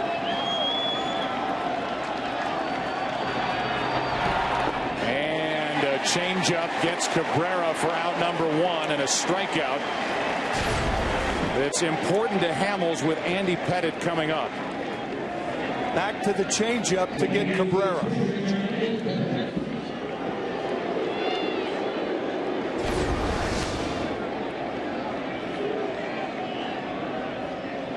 So Andy Pettitte, who is now 2 for 17 in his postseason career, hits it in the air to left, and Andy Pettitte has just delivered a hit to tie it. Nick Swisher gets flipped at home plate after sliding across safely, and the score is tied at 3. Andy Pettitte has 13 RBIs. There's a curveball again from Cole Hamels. Heard again. First by Swisher, and now by the pitcher, Andy Pettitte. Great block of home by Carlos Ruiz. But Swisher with that straight inside slide to tie it. The only way to go into a catcher, you never hook slide into a catcher, and you never go in hands first. Great straightforward slide by Swisher. And Andy Pettitte with his 14th career RBI, and it couldn't have been bigger. So a 3-3 game here in the fifth inning. And out to talk to Cole Hamels is Rich Dubé, the pitching coach. We look ahead to tomorrow here on Fox. It's a Super Sports Sunday, beginning with the Giants and Eagles right across the street in a battle for first in the NFC East. Then Brett Favre returns to Lambeau Field for the first time as the Vikings take on the Packers. And following the OT, It's Game 4 of the World Series. It all begins tomorrow at noon Eastern, 9 a.m. Pacific. The Fox NFL Sunday pregame show that's in high definition. Big day only on Fox. And here is Jeter. And there's a little flare into center field. Victorino can't get to it. Andy Pettitte will go to second, and it's first and second with one out.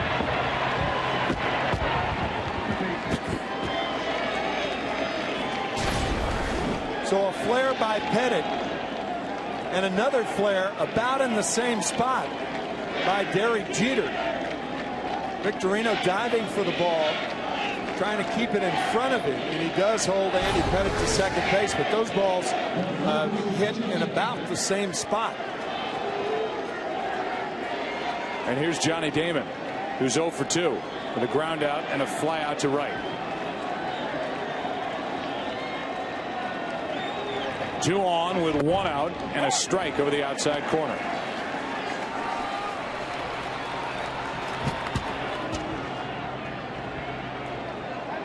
Pettitte is the lead runner. Derek Jeter the trail runner. Damon 1 for 10 in this series, and that ball is driven into right center field. It'll get down, go to the wall. Andy Pettitte will score. Derek Jeter is right behind him. It's a 2-run double for Damon. And it's 5-3 New York in the 5th.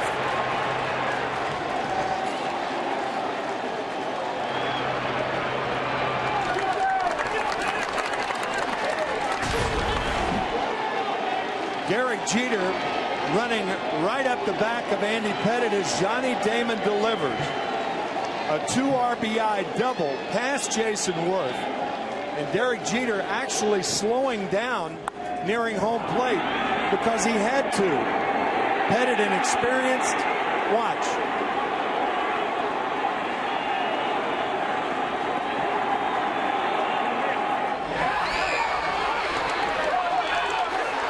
So 2 runs in the 4th inning for the Yankees, and now 3 runs in the 5th, and a 2-run lead for Andy Pettitte, who was right in the middle of this inning. With an RBI single, now a run scored. First postseason RBI for Andy Pettitte. And he comes around to score on the 2-run double by Johnny Damon. Now the batter is Teixeira, who drew that walk on a 3-2 pitch just before the home run by Alex Rodriguez.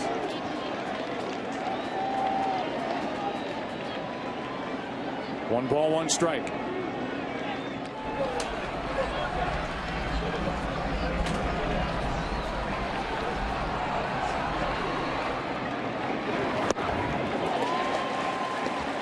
Teixeira comes up empty, strike 2.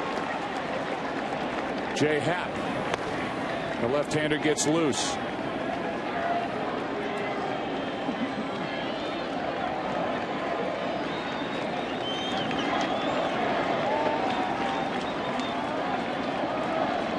Damon at second, 1 out, and that ball misses. 2-2. Prior to the walk to Teixeira in the 4th inning, Paul Hamels was rolling, had not allowed a hit. It just hit Rodriguez. That's it. 2 strikeouts. Then a home run, and now an even bigger inning as Teixeira takes inside for ball 3. He's coming prepared. 3 runs in the inning on 4 Yankee hits. And a 3-2 pitch is fouled, third base side. Come on, Katie. Come on, Katie.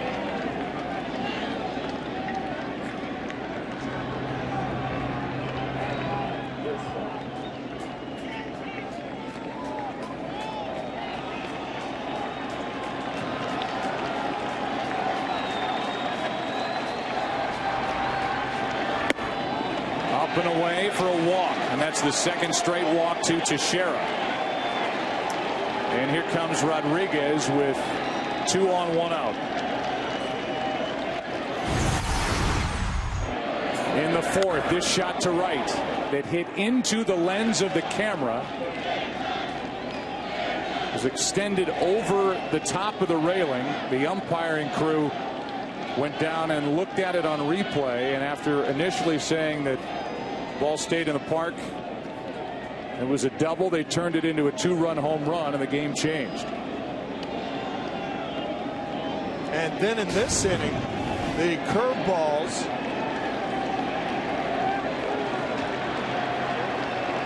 the difference in Cole Hamels earlier and Cole Hamels in this inning. The curveball to Nick Swisher, and then the curveball to Andy Pettitte, his undoing. And that's the end of the night for the lefty.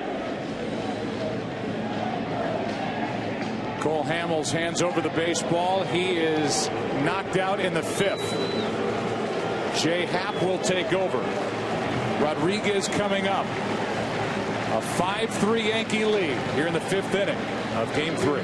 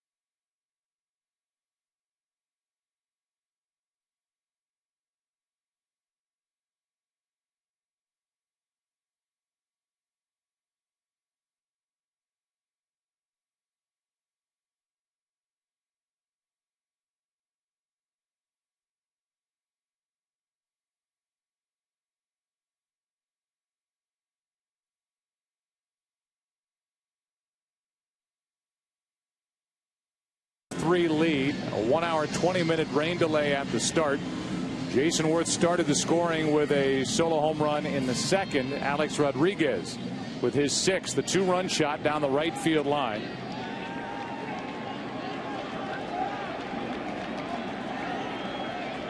And Jay Happ takes over. Happ had a chance to make a start in this World Series. Charlie Manuel preferring to have him in the bullpen. He can give length, the starter during the season and reliever for Philadelphia. And he hits with strike 1 to Alex Rodriguez. So some of the weight off the shoulders of Rodriguez, who was hit by a pitch in the 2nd, and who came in 0 for 8 with 6 strikeouts. When he stepped into the 4th inning and hit that 2-run home run down the right field line.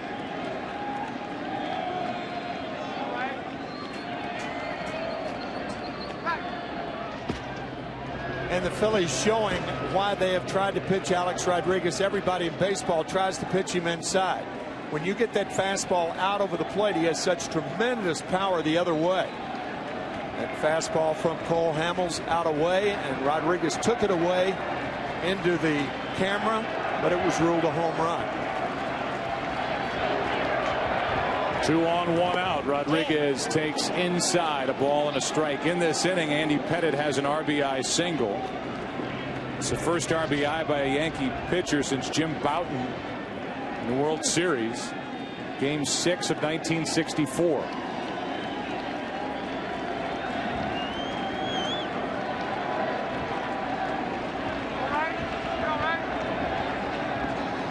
Here's a 1-1. Rodriguez hits a line drive into center. Victorino is there. 2 out. 3 of the pitches to Nick Swisher were curveballs from Cole Hamels. And Swisher getting on this curveball.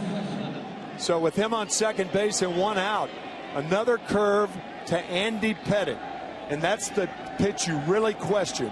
Why throw your third best pitch to a pitcher?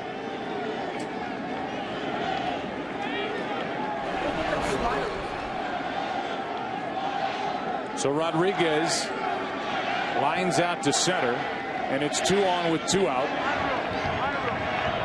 for Jorge Posada. Facing Jay Happ, and that's outside.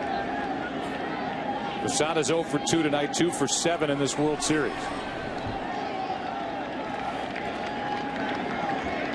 Did not make the start in Game 2 with A.J. Burnett on the mound.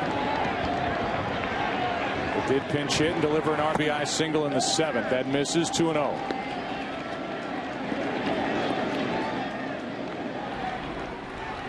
Hamels goes 4 1/3. So far he has allowed 5 runs on 5 hits, 2 walks, 3 strikeouts, and a home run. Also hit a batter. Here's the 2-0. Ball 3.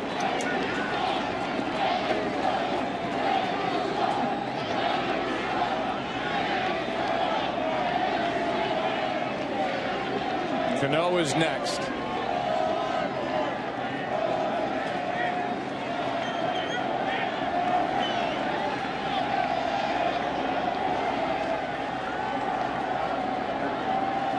Here's a 3-0. And swinging on 3-0, a pop-up into shallow right. Utley is there, and the inning is over. Happ does a nice job as he takes care of Rodriguez and Posada. Yankees now lead for the first time tonight, 5-3 after 4.5.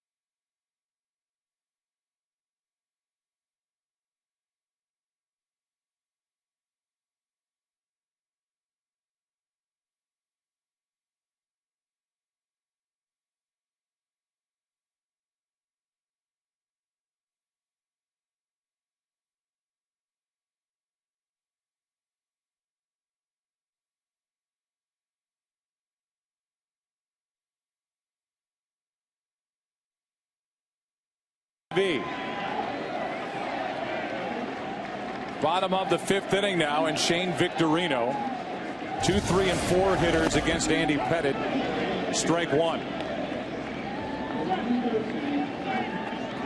Pettitte got Victorino on a pop-up in the 1st, and then Victorino got Pettitte on a sac fly to left his last time up. Victorino trying to get something started for the Phillies, and he fouls it.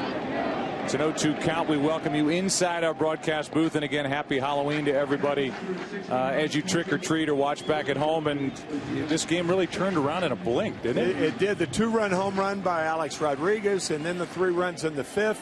5 unanswered runs by the Yankees. So now it's up to these Phillies bats to get back after Andy Pettitte, and that misses down and away for ball 1. Big inning for Philadelphia. 3-run, 3-hit second. And that's when Victorino had his sac fly. Worth had a home run, and Rollins had a bases loaded walk for an RBI. Utley will follow, and then Ryan Howard.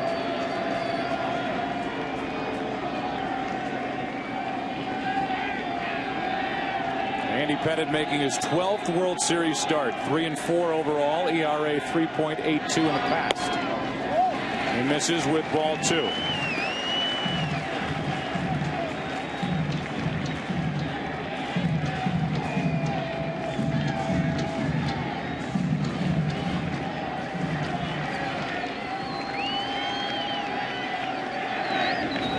That's a line drive into center field, and Cabrera comes in to grab it. 1 out. Ball stayed in the air, and Melky Cabrera got to it. Once again, tonight's Jeep trivia question: who has the highest career batting average in World Series play with a minimum of 100 at bats? Lou Gehrig at 361. Kind of figured it would be a Yankee, because most of the Yankees are the ones with 100 at bats at least. He played in 7 World Series for the Yankees. The Yankees won 6 of the 7. With 10 home runs with 35 RBIs in 34 World Series games. Utley has struck out twice, as has Ryan Howard.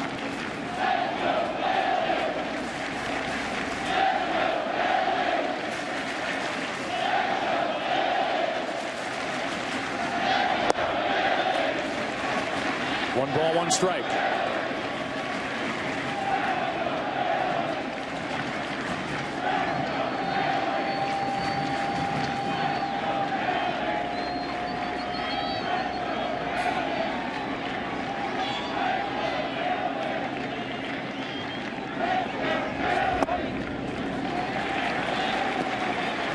Ball 2.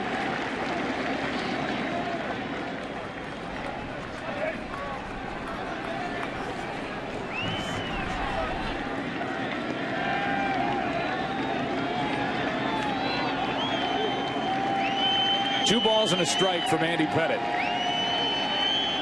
1 out, nobody on base for the Phillies, and a ground ball right side. Pettitte has to get over, and does. Teixeira went way to his right to take care of that ground ball and fed Andy Pettitte for round number 2, and Ryan Howard will step in, having struck out 6 at bats in a row. 4 times in game 2.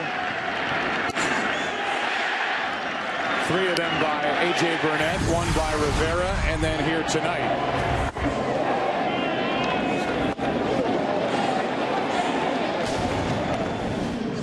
Eight strikeouts overall during this World Series, and he is 2 for 11.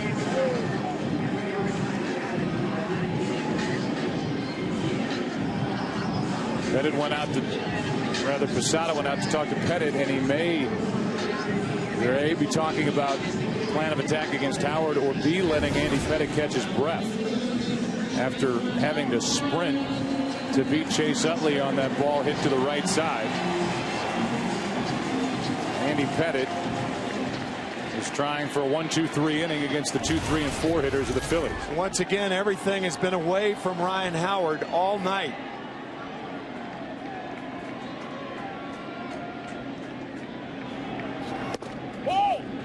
that misses away. A fastball, ball one.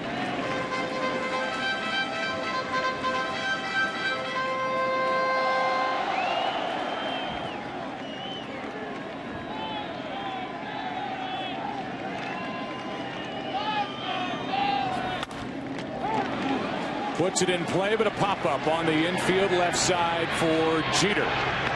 2, 3, and 4 hitters go in order as we play Game 3 on Halloween night.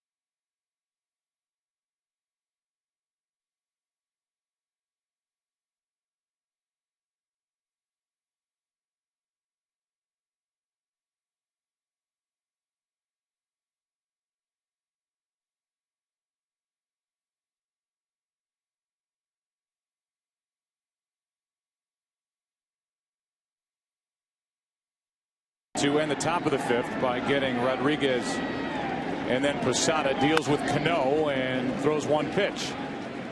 Utley takes care of his counterpart. 1 out, and Cano is now 1 for 10 in this World Series. Nick Swisher, who started the 3-run 4-hit rally in the 5th inning with a double down the left field line, digs his way in. Jay Happ restoring order for the Phillies momentarily. What do Joe Girardi, the manager of the Yankees, and Jay Happ have in common? Well, they both attended Northwestern.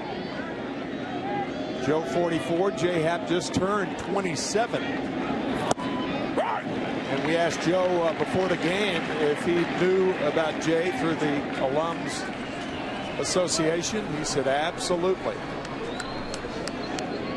There was a stretch where Jay Happ was the best starting pitcher that the Phillies had this year. Right. He did a little bit of everything during the course of the year. He was 12-4 overall. Made 23 starts and came out of the bullpen 12 times. He fools Swisher, and it's a 1-2 count.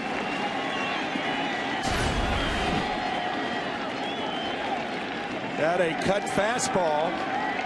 out of the strike zone.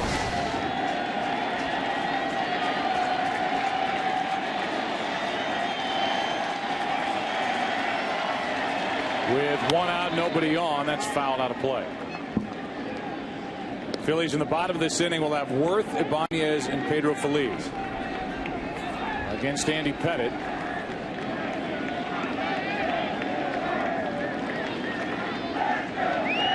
We had a rough second inning, otherwise all zeros on the board. Pettitte with 83 pitches to this point. That's ball 2.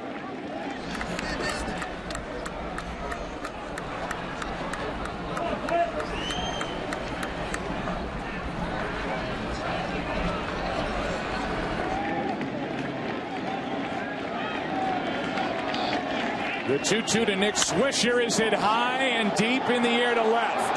Back at the wall, Swisher is hit a home run. He has doubled and homered, and it's now a 3-run lead, 6-3 New York.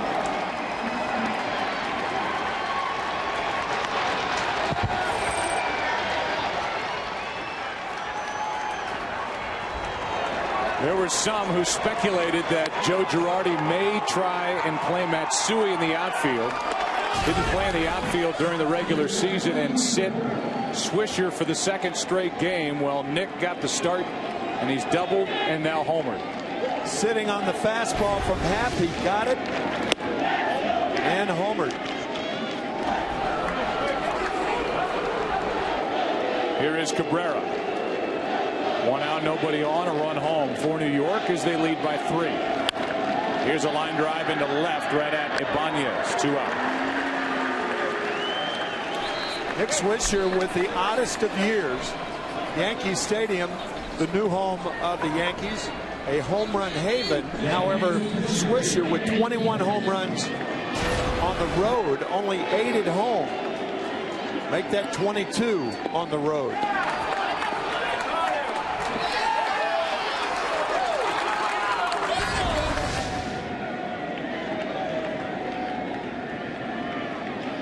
Andy Pettitte has a hit and an RBI and a run scored in this game, and he takes a ball inside. I mentioned earlier that it was the first RBI during the World Series by a Yankees pitcher since Jim Bouton, Game 6 of 1964.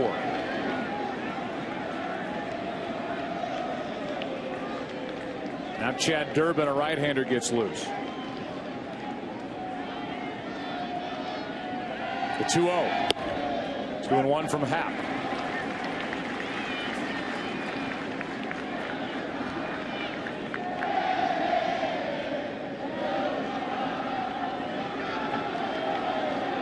On 2-1, another strike from Jay Happ.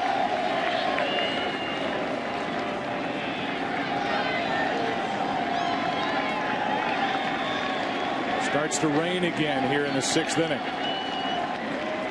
2-2 pitch, and Pettitte strikes out. In the inning, a home run for Nick Swisher. 2 extra base hits in Game 3. As we go into the bottom of the 6th, 6-3 New York.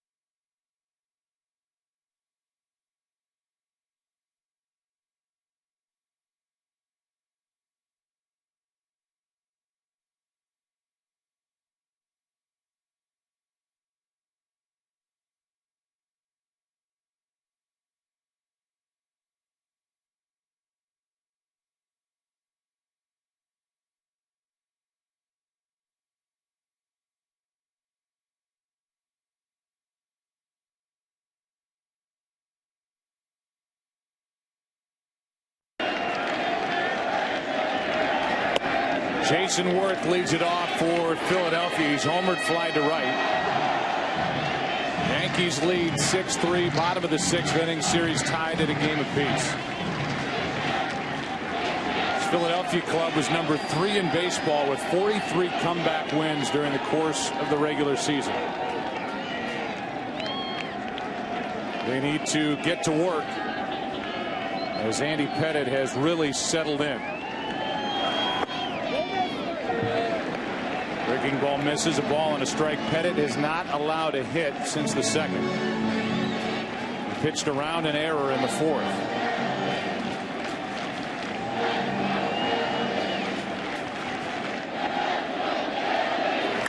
There's a drive into left. Second of the night and a monster shot from Jason Worth.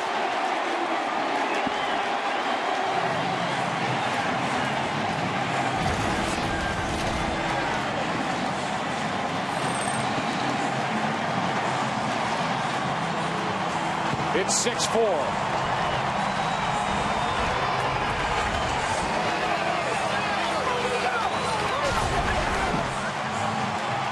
What a monster home run off the Geico sign, the bottom of the upper deck. Man.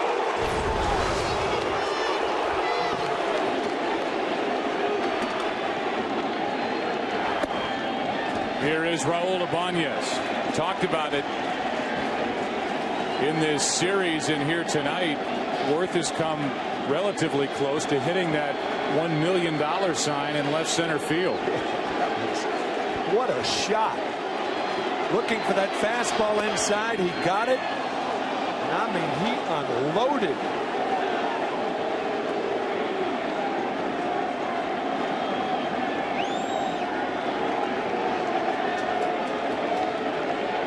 David Robertson and Phil Koch, a right-hander and a left-hander, start to loosen for New York. There's a strike on Ibanez. It's 1-2.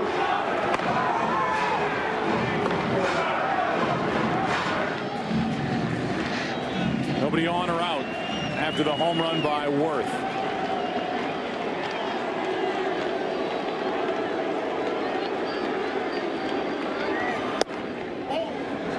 Two and two. Talking to Joe Girardi before the game, we asked him about the availability of Mariano Rivera. He said probably not for 2 innings tonight. Trying to limit his work as Ibanez strikes out on a ball in the dirt. Posada flips, 1 out. That's what Andy Pettitte has done tonight to this Phillies lineup. He has retired all 3 left-handed batters. 0 for 9 on the night with 6 strikeouts. Utley, Howard, and Ibanez.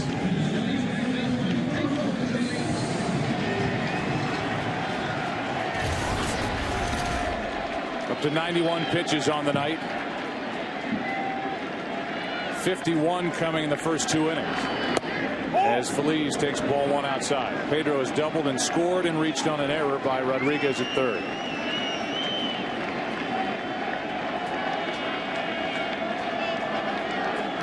The 1-0. Little high, 2-0.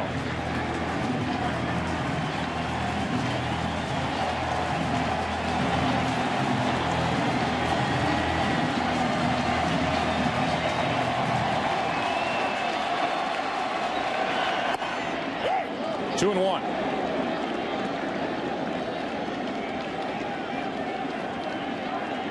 So 6 home runs this postseason for Alex Rodriguez.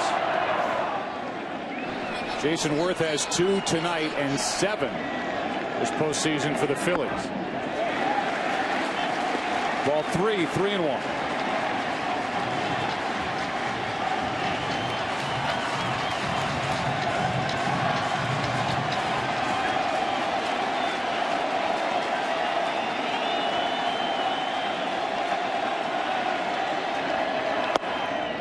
Full count.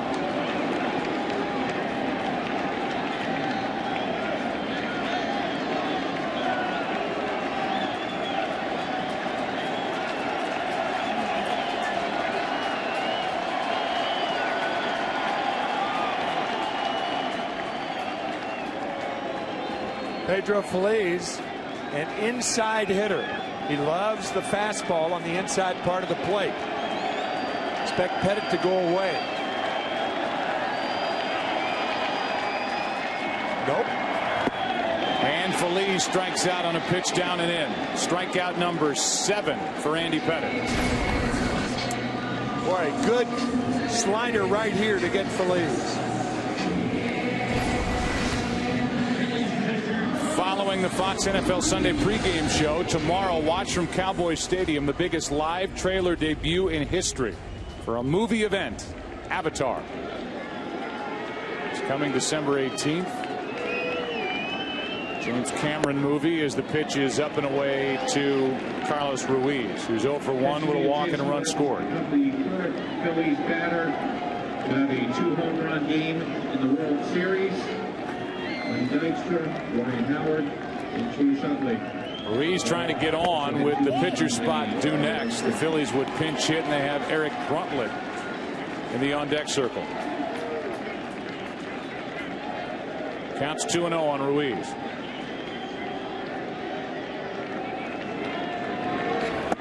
And that's ball 3.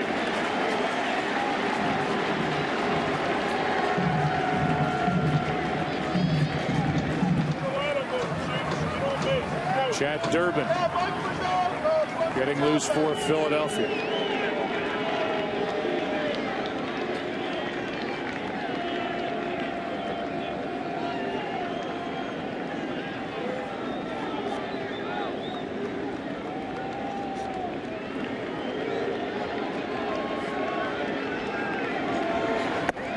That's low to bring up the tying run. And it's Bruntlett who does not have an at-bat this postseason.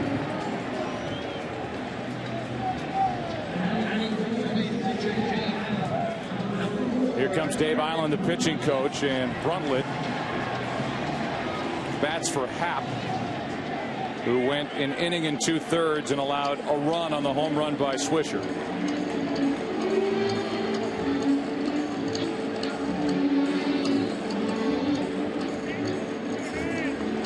We remind you tomorrow, big day on Fox. Giants at the Eagles right across the street at 1 o'clock after Fox NFL Sunday. Vikings at the Packers. Brett Favre is back in Green Bay at Lambeau Field. And then after the OT, the Yankees at the Phillies. That's at 8 o'clock tomorrow night. Game 4 in a matchup of Joe Blanton for Philadelphia against CC Sabathia for New York. And again, a reminder to move your clock back 1 hour so you won't be late for those games tomorrow. This place will be jumping. Bruntlett takes ball 1. This is, in my estimation, the best sports complex in any city in this country when you consider all of the venues that are right in this area. And there's Lincoln Financial Field. It'll be buzzing tomorrow. 1-0 pitch. Ball and a strike on Bruntlett.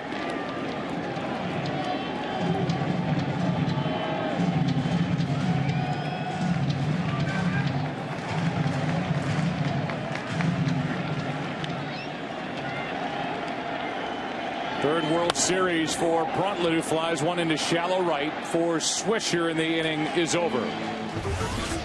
A run in the inning on a blast by Jason Worth, his second of the game. 6-4 New York. Back after this from your local Fox station.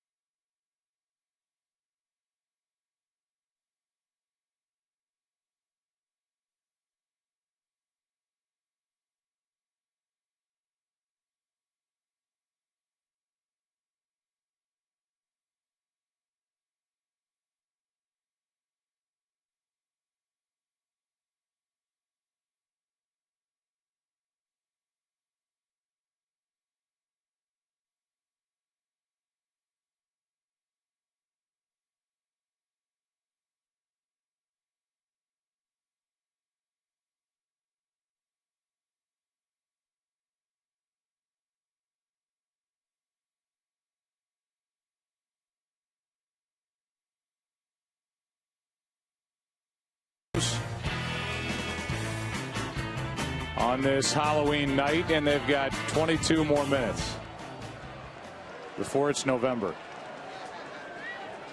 Here's Chad Durbin.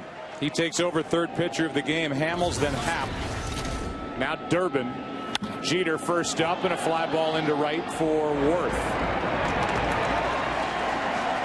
Derek Jeter came to the plate his last time up, and he had this exchange with home plate umpire Brian Gorman, referencing the hit by Pettit for an RBI in the fifth. Here's the hit. A little floater into center field for an RBI. Here's Jeter. We're going to have to listen to Pettit now. He's been bragging about his hitting all year. And he can brag after an RBI single. Later, a run scored on a double, two-run double by Johnny Damon. Here's a pitch high and tight.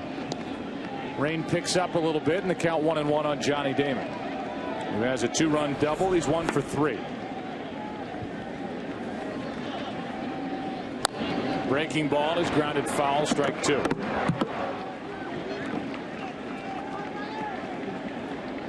Chad Durbin really finished the regular season strong. Good in the NLCS against the Dodgers, and we see him for the first time in this World Series. Jabba Chamberlain starts to get loose here in the 7th.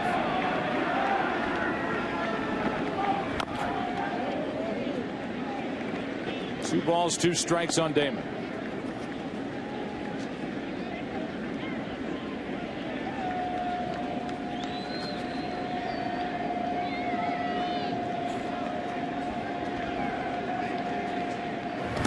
That's in the dirt. When we play audio like that from the field, we should give a nod, appreciation of the work done by our crew in audio, Joe Carpenter, Bob Qua, Tom Sullivan. And a great job in bringing you all the sounds tonight from Philadelphia on Halloween. Now a walk with 1 out. Fred Ferris as well, part of our audio crew, and we're proud of the work they do every night. Here is Mark Teixeira with 1 on, 1 out. Teixeira is 0 for 1, but he's walked twice and scored a run. Yeah, this is a tough matchup for Chad Durbin. The reason for that is Chad is not a hard thrower, can't get inside to Teixeira. Misses inside with ball 1. We've spoken several times about how American League pitchers work Teixeira. And because of his long swing, the longer the swing, the more you can get inside. Of course, Mark's had a great year, but it's a tough hitter for Chad Durbin because he doesn't throw hard enough to really bust Teixeira inside. This is just a 2-run game. Phillies will have the top of their lineup in the bottom of this 7th. Rollins, Victorino, and Utley. 1 on, 1 out with Teixeira now, and Rodriguez on deck. That's ball 2.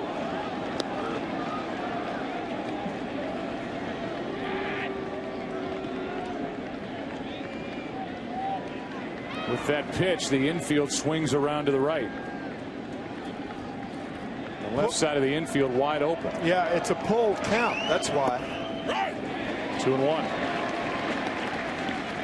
Deeper into a count, a pitcher goes 2-1, 2-0, 3-1. A hitter like Teixeira is more inclined to pull the ball. The 2-1. 2-2.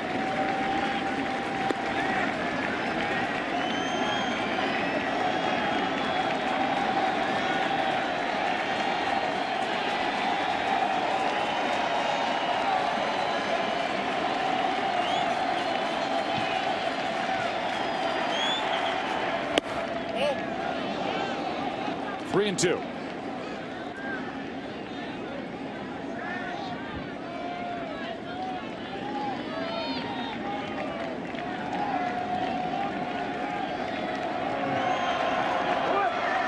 Runner goes, a swing and a miss. Throw to second, and safe is Damon.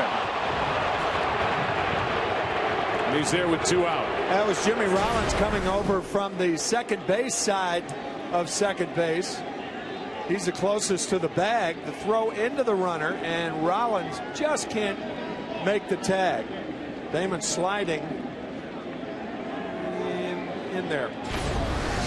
So now first base is open, 2 out. We'll see if the Phillies even bother to pitch to Alex Rodriguez. On deck is Posada. Decision will be made by that man, Charlie Manuel. I wouldn't walk him intentionally here. And the Phillies, at least initially, are not.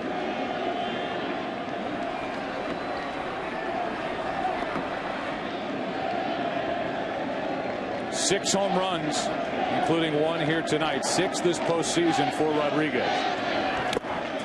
And strike 1. So you'd come after A-Rod with Posada next. I'd come inside just like Durbin did on that first pitch. As much as you can, try to wear Rodriguez out inside. The inability to do that by Cole Hamels, one of the reasons Rodriguez homered, the 2-run shot to put the Yankees on the board. They go back inside, miss, 1 ball, 1 strike.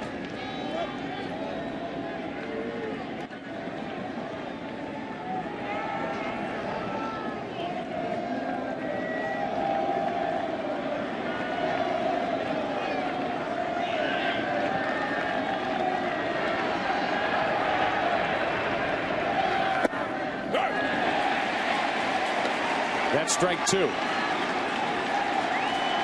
A strikeout, a walk in the inning for Durbin. A stolen base by Damon. Jeter let off, fly to right. The crowd climbs back into it with a 1-2 count on Rodriguez.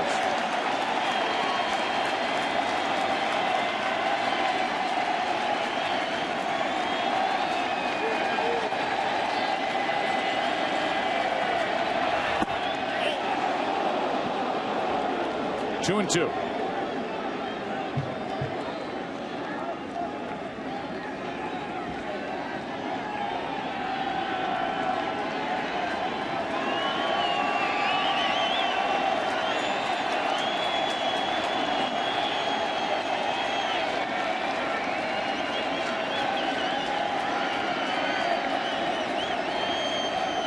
And Rodriguez is hit for the second time tonight.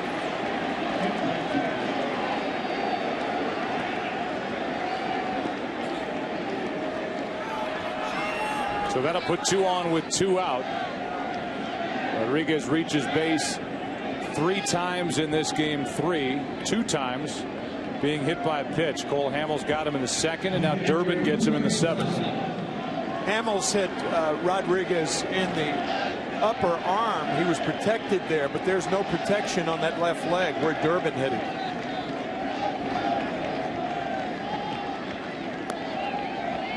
Now it's Posada with 2 on and 2 out. Trying to add to a 6-4 Yankee lead here in the 7th. And the ball down and away.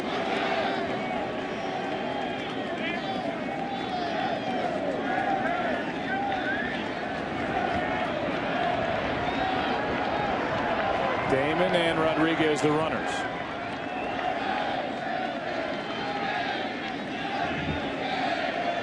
The 1-0, Posada takes strike 1.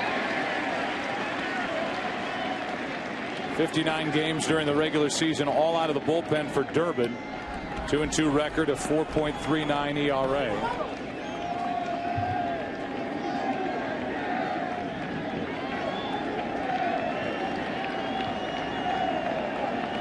Spent time on the DL this season, misses inside with ball 2 to Posada. These two teams came into this game a combined .227 average with 11 runs total, 4 home runs, 1 steal, and 40 strikeouts. 10 runs have been scored tonight on 11 hits. That skips in, ball 3. And a total of 4 home runs, 1 by Rodriguez, 1 by Swisher, 2 by Jason Worth.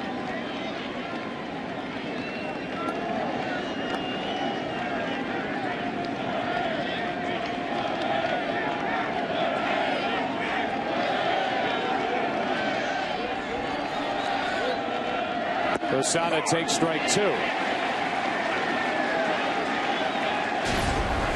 Posada complained about the first strike. Now complains about that one, and with good reason.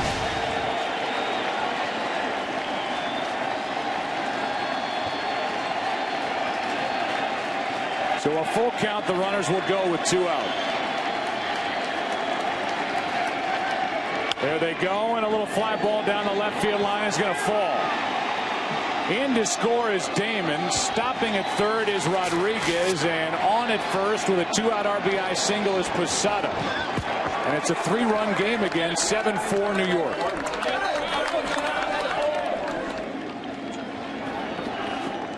A little flare into left field, bringing home Johnny Damon.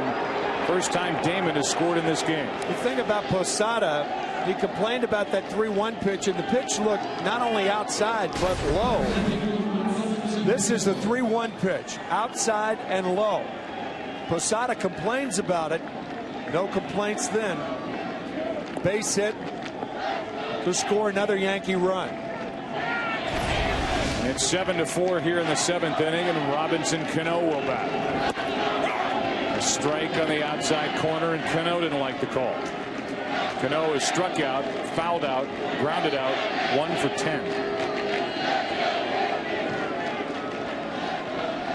And 9 for 45 this postseason. That's strike 2.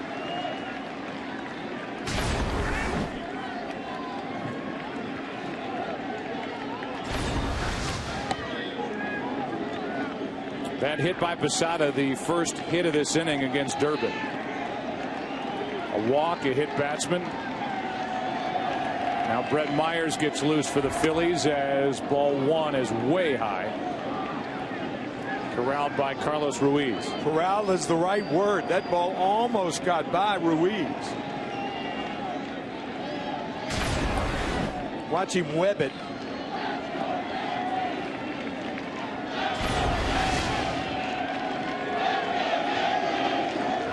There's strike 3 called. Cano 0 for 4 on the night, but another run for New York, and it scores in a 2-out RBI hit by Jorge Posada. We give you a look as we prepare for the 7th inning stretch at our game summary. The 1-hour 20-minute rain delay at the beginning. Jason Worth with 2 long solo home runs, and in the 4th through the 7th, 7-run scoring for the New York Yankees. A-Rod with a 2-run shot in there for New York. Right now we join public address announcer Dan Baker for the introduction of God Bless America. Ladies and gentlemen, please join Staff Sergeant Jesse Neese from the United States Army Chorus as he sings God Bless America. God bless America, land that I love. Stand beside her and guide her through the night with the light from above. From the mountains to the prairies, to the oceans wide with foam. God bless America, my home, sweet home. God bless America, my home, sweet home. U.S. Army Staff Sergeant Jesse Neese, bottom of the 7th, top of the order coming up for the Phillies, who trail by 3.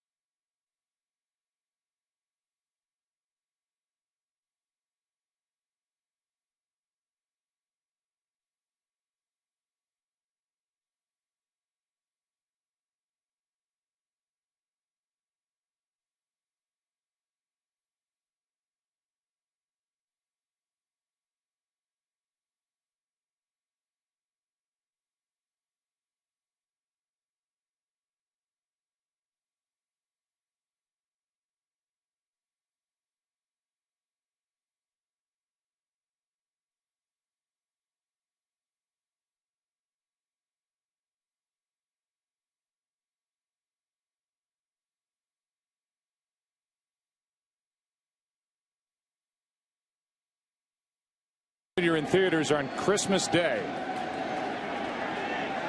Bottom of the 7th inning, top of the order for the Phillies, down by 3, and Jabba Chamberlain takes over and misses high. Ball 1, 94-mile-an-hour fastball. Andy Pettitte, 6 innings. He allows 4 runs on 5 hits, 3 walks, 7 strikeouts, 2 home runs. Rollins pops it up left center field, and it's Johnny Damon who wants it and has it, 1 out. Damaso Marte getting loose. Shane Victorino, the switch hitter, coming up. Then the left-handed hitting Chase Utley. Yeah, that Marte is going to be brought into the game in all probability to pitch to Utley and Howard.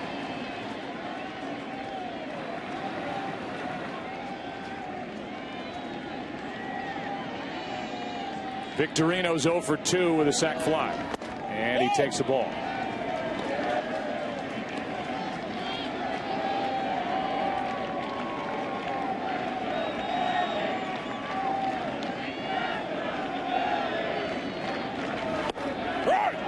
One ball, 1 strike.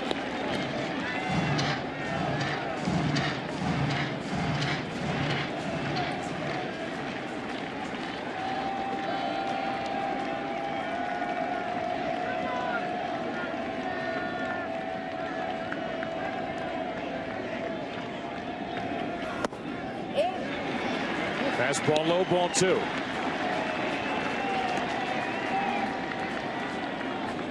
Phillies now dealing with this Yankee bullpen, which has been anything but automatic for Joe Girardi this postseason, with one exception, Mariano Rivera. 2 out. We'll see if that's it.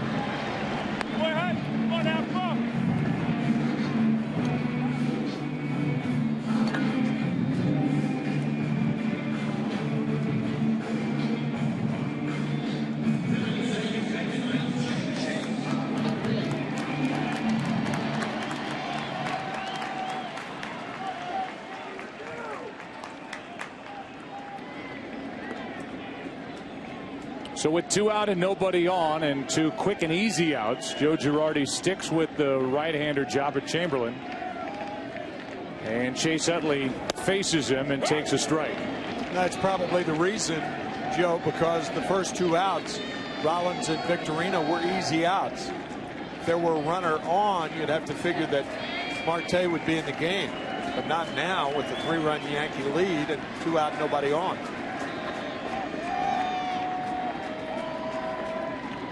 The 0-1 pitch, Utley takes the ball.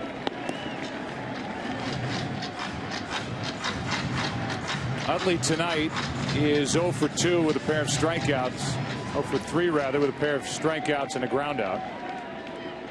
Trying to get on in front of Ryan Howard, who is 0 for 3 as well.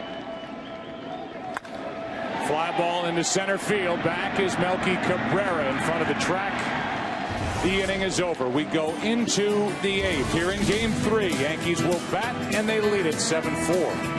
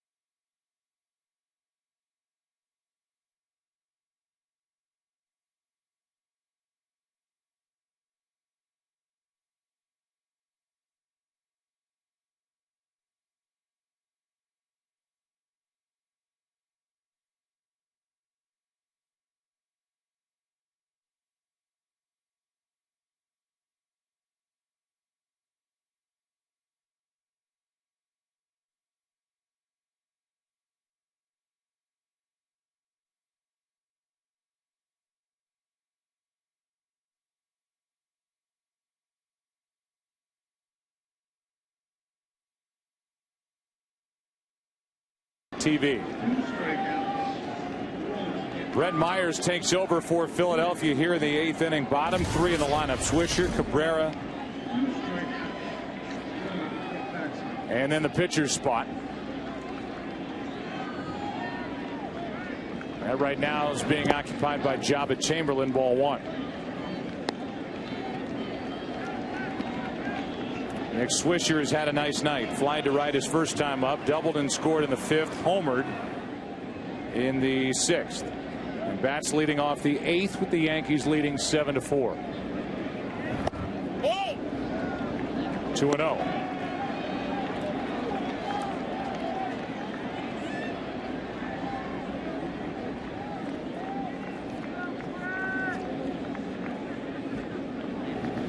Now a fly ball into left field and easy for Ibanez. 1 out.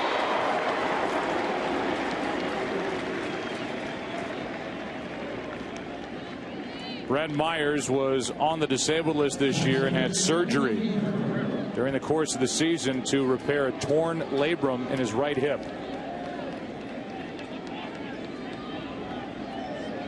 Only 70 innings of work. His best outing might have been May 22nd when he beat the Yankees, working 8 innings. That was a season high. Pitched very, very well. That was before a game that we did, Joe, on the 23rd, a game started by Jay Happ against the Yankees at Yankee Stadium. Myers was not a part of the active roster for the last round against the Dodgers, added to get another arm available for the Phillies against the Yankees, and he gets his first work here in the 8th inning of Game 3. Now Phil Hughes, who has been shaky, gets loose. 2-0 pitch is a strike. On deck is Hideki Matsui. Jabba Chamberlain, if that's it for him, went 1 perfect inning against the top 3 in the lineup for Philadelphia. There's strike 2.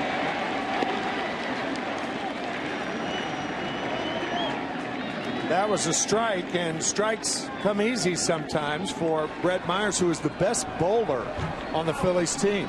He bowled a .298 game 2 springs ago. .298. That is out of play off to the left. Dangerous foul ball, and the count still 2-2. Acknowledged as the best bowler on the Phillies, acknowledged by Ryan Howard, who loves to bowl. Brett Myers telling us the other day that the pitcher's mound and the bowling lane are similar. His 2-2 pitch. A strikeout of Melky Cabrera, 2 away on a pitch that would have been a gutter ball. Down and in. Little gutter action right here. Hey, think about it. Brett said in bowling, you pick up your aim about 12 to 15 feet after you release the ball. But in pitching, it's 60 feet 6 inches away. I've never really thought about it in those terms, but it makes a lot of sense. Here's Matsui now batting for Chamberlain, and ball 1. This is one game where you can get a gutter ball and still get a strike, right? It happened with Cabrera, and so far so good for Brett Myers. The Phillies in the bottom of this 8th inning will have Howard, Worth, and Ibanez. Some big bats coming up, so Myers trying to keep this game within reach. It's 7-4, so there's drama there. There's also drama in that we are being told that rain is headed our way, and it, at least from the report I just got in my ear, is potentially going to pour here in the next 15 to 20 minutes. Here's a fly ball well hit to left off the bat of Matsui and gone. A pinch hit home run for Hideki Matsui.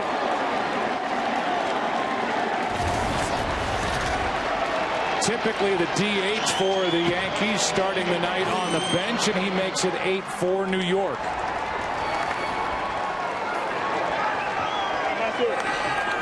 One of the disturbing things about Brett Myers' season along with the hip surgery, the fact that he gave up 18 home runs in 70 2/3 innings. And now a home run here in the World Series to Hideki Matsui. So you think about the Yankees who are playing without the DH. Big money and a productive spot in their lineup during the course of the regular season or during the American League playoffs. Andy Pettitte has an RBI single, a run scored, and now Matsui off the bench in that number 9 spot delivers a home run. So 2 RBIs out of that spot and 2 runs scored for New York. With their biggest offensive output of this World Series, they lead 8-4.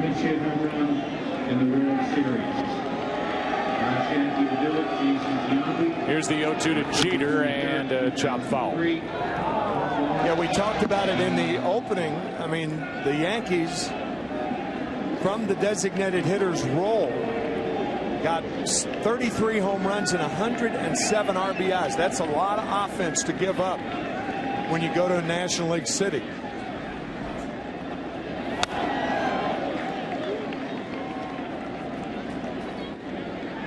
A foul straight back, and it's still 0-2 on Jeter. Jeter tonight has a hit and a run scored, 1 for 4. That was against the starter Cole Hamels, who lasted just 4 1/3. And after his dominant postseason of 2008, he has yet to go even 6 innings in any start this postseason. He's made 4 starts. He came in 1-1, an ERA of 6.75. We talked about the Phillies needing him to be Cole Hamels of old, and after starting out very well through 3 1/3, he had not allowed a hit, a walk and a homer in the 4th, and then a 3-run 5th. Jeter strikes out, another run and another home run for the Yankees, their 3rd. Jason Worth has hit 2 for the Phillies. He's due up 2nd in the bottom of the 8th. Phillies bat down by 4.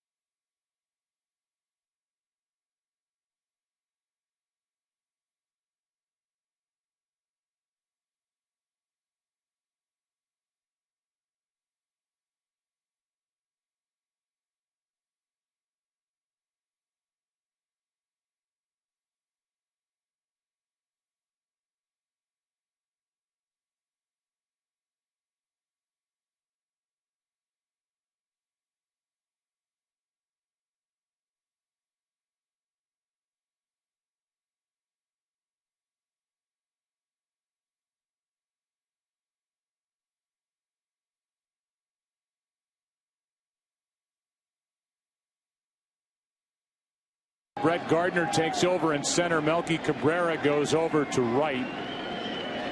The new pitcher is Damaso Marte, and he fires a strike to Ryan Howard.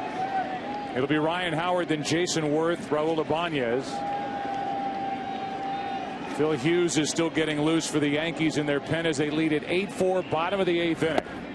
And a breaking ball in for a strike from Damaso Marte, who has been really one of the more reliable relievers that Joe Girardi has had in his bullpen this postseason. After struggling during the regular season, being hurt, having an ERA over 9. Howard gets a piece. He's 0 for 3 tonight, Ryan Howard. 2 more strikeouts, 8 in this World Series. And Ryan Howard so far is 2 for 12.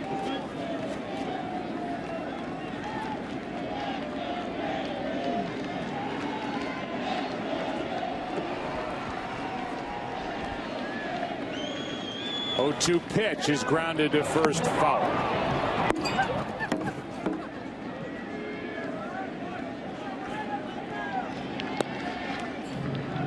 Left shoulder issues during the course of the year for Damaso. A 1-3 record, an ERA of 9.45 in just 21 games.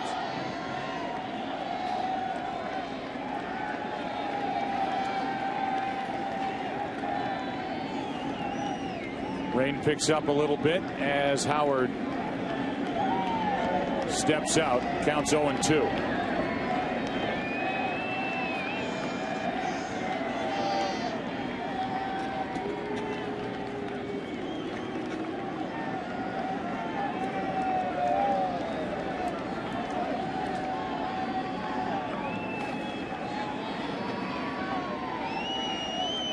Jabba Chamberlain, one perfect inning. He looks like he's getting his stuff back together, and now Howard strikes out for the 3rd time tonight. Struck out 4 times in game 2.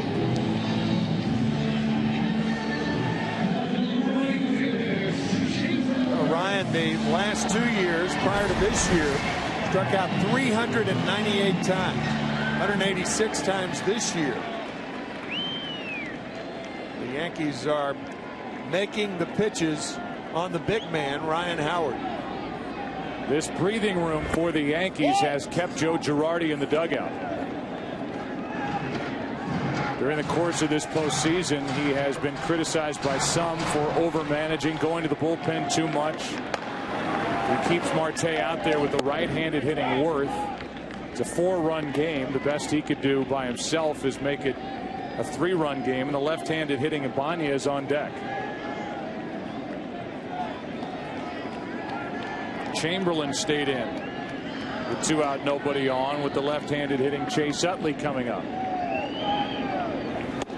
Breaking ball is a good one, and they count 1-2 from Marte.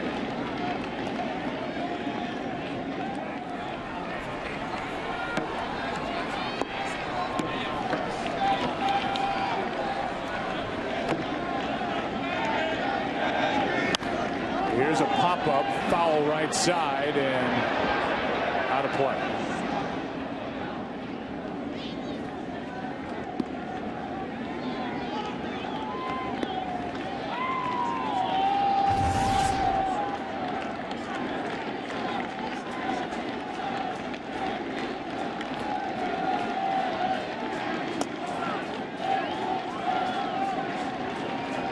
Big sports day in Philadelphia tomorrow, which will culminate with game 4 here tomorrow night at 8 with CC Sabathia taking on Joe Blanton.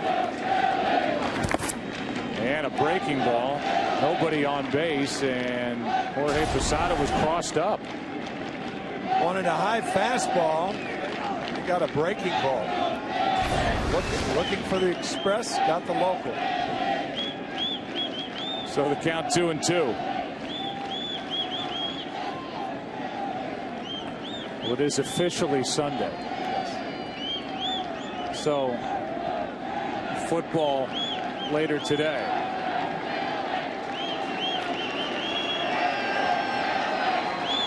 And now Worth somehow gets a piece of that pitch.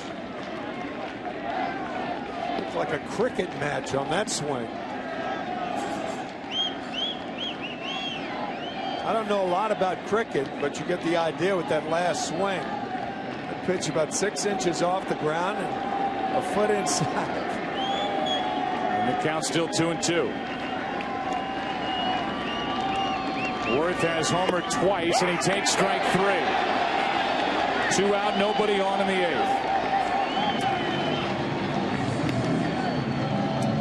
The World Series on Fox is sponsored by Walmart. Save money, live better. Walmart. By American Express. Don't take chances, take charge. And by the all-new Taurus from Ford. Drive one.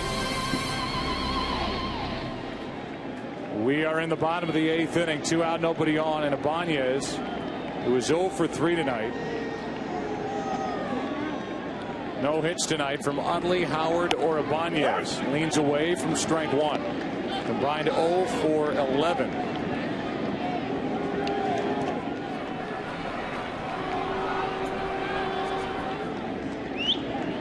With 8 strikeouts. And now a pop-up back behind the plate. And out of the reach of Posada, out of play. 0-2. Major League Baseball is proud to support Stand Up to Cancer. Visit standuptocancer.org to learn more about how you can help us in the fight against cancer.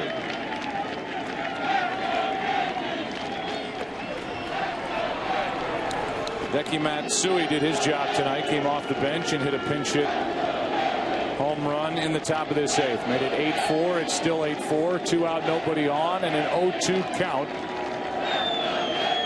And Marte steps off.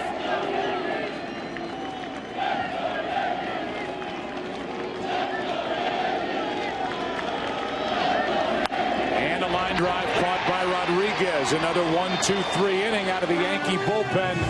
This time it's Damaso Marte. We go to the 9th here in Game 3. Yankees lead it by 4.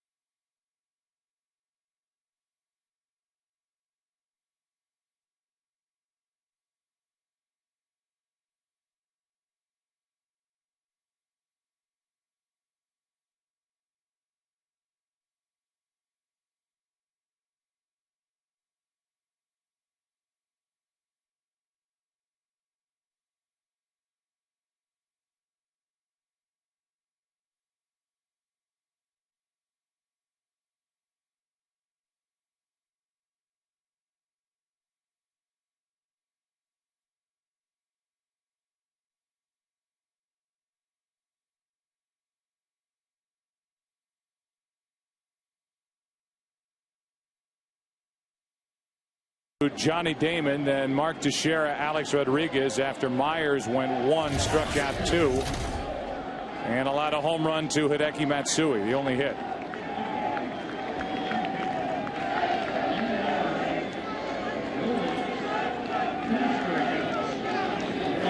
Madsen misses low, ball 1. Ryan worked in game 2, went 1 inning, allowed a hit, but struck out the side, hit a batter as well. The 1-0 is swung on and missed, the ball and a strike.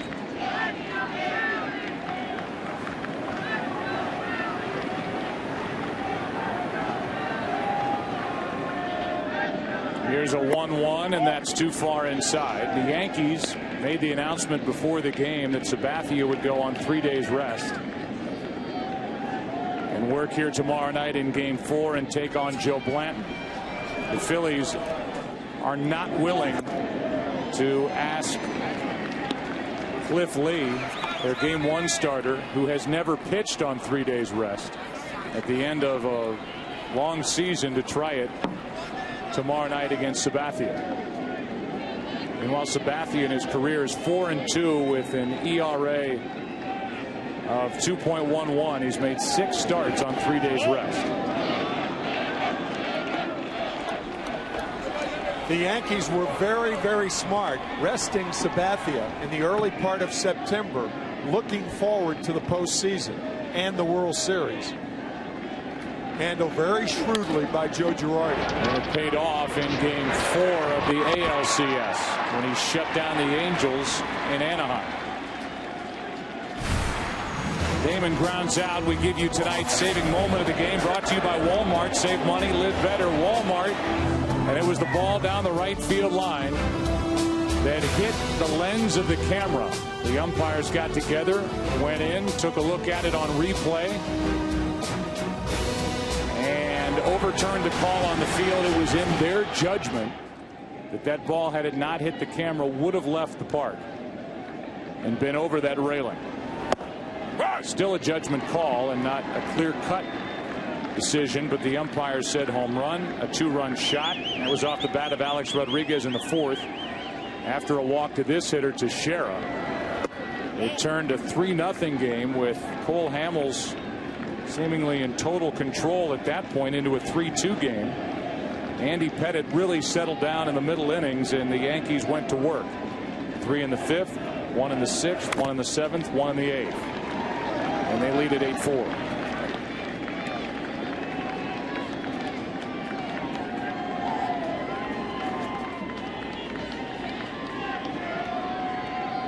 One ball, 2 strikes on Teixeira, 1 out, nobody on. And a shattered bat pop up into center for Victorino. 2 out.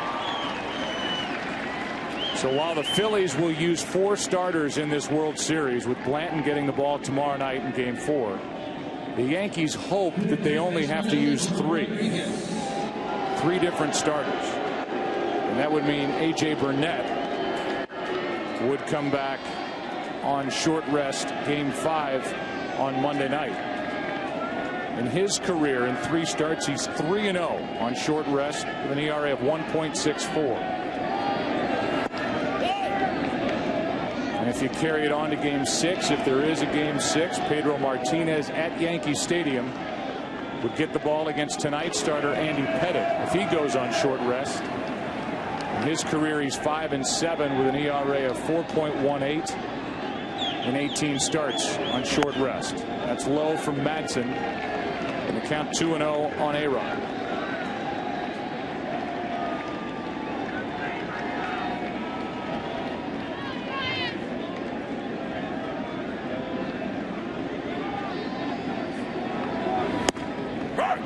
There's a strike.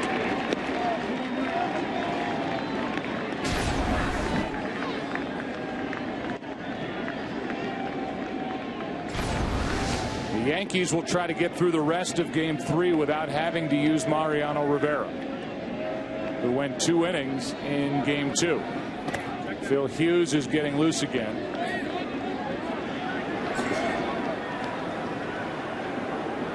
And it looks like he will take over in what is now a 4-run game in the ninth, bottom half, with Feliz, Ruiz, and then a pinch hitter due up for Philadelphia. And Joe Girardi buys time, and then telling us before the game that Rivera would not be called upon for a 6-out save tonight, but maybe tomorrow night, if he doesn't pitch tonight, he could be called upon for more than 3 outs. Alex Rodriguez is on base for the 4th time tonight as he draws a 2-out walk here in the top of the ninth. And hit by a pitch twice and hit that 2-run home run off the camera in right. Here's Posada, 1 for 4.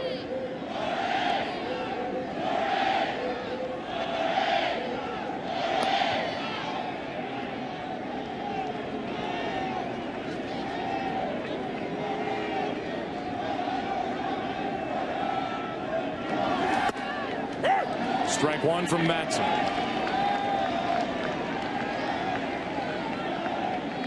Matson unique as far as relievers are concerned in that he does not feature a breaking ball. Fastball, changeup.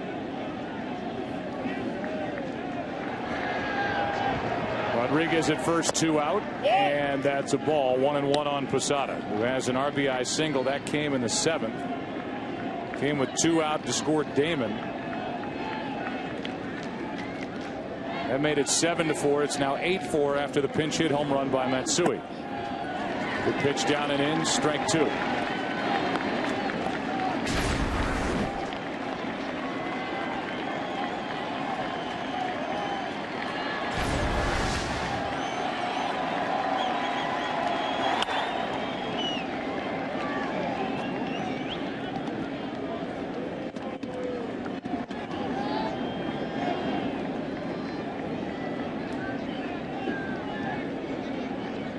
Good twirler is Cano.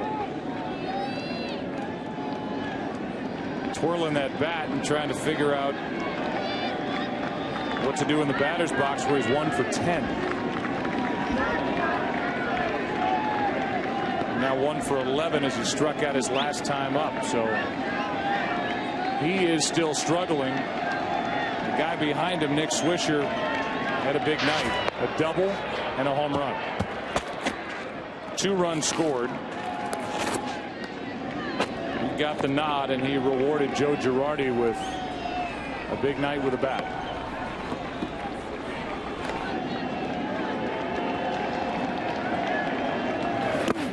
That's in the dirt. The double for Swisher came leading off in the 5th inning, and it started the 3-run 4-hit rally that put the Yankees on top for the first time, and they have added to that lead that they built in the 5th.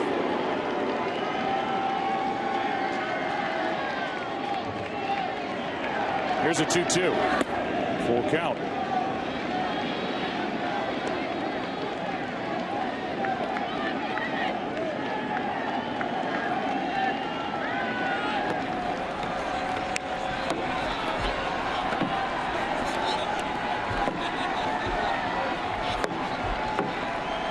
So the runner Rodriguez will go. 3 balls, 2 strikes, 2 out.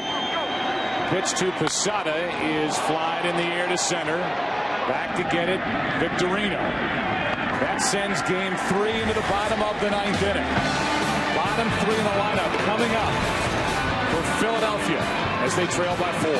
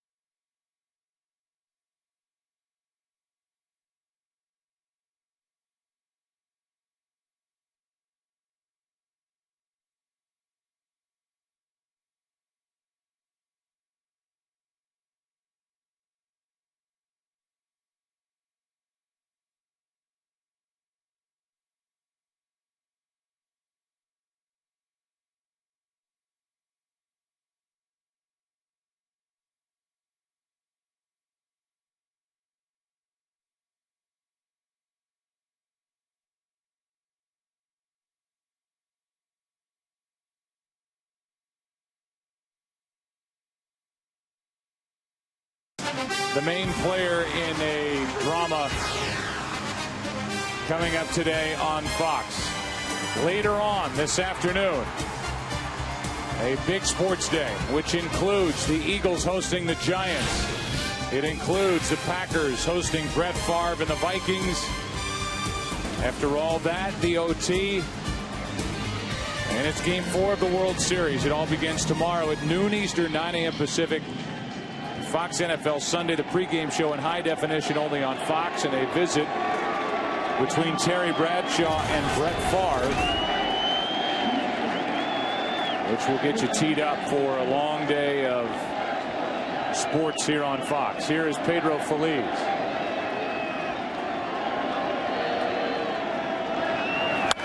And Hughes delivers a pitch. Feliz fouls it off to the right. Strike one. Joe, I talked to Terry Bradshaw yesterday for about 10 minutes, and he was very, very satisfied with the interview with Brett Favre. Oh, really? Yes. I wonder if Favre was satisfied. I don't know. With the interview by Terry Bradshaw. Don't know. Pedro Feliz, I keep saying tomorrow. It's later today. Yeah. As we have bled over into November. Halloween is over. Put the Milky Ways away and the peanut M&Ms. Finished. At least here in the East. Out West, it's okay. And that pitch hit the home plate umpire, Brian Gorman. Did Posada touch it? I'm not sure he did. Pitch was supposed to be away. Posada may have, maybe the lacing of the glove. That ball hitting Brian Gorman right on the left shoulder. Brian appears to be all right. Umpires, home plate umpires, do wear protection underneath their shirts. It's that inside protector. There's a strike, and the count is 2-2. Mariano Rivera getting loose just in case.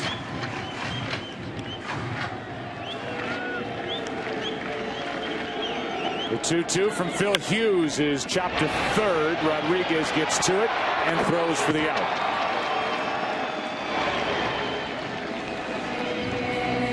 Eight in a row retired by Yankee pitching, and the last 7 by the Yankee bullpen as Ruiz steps in.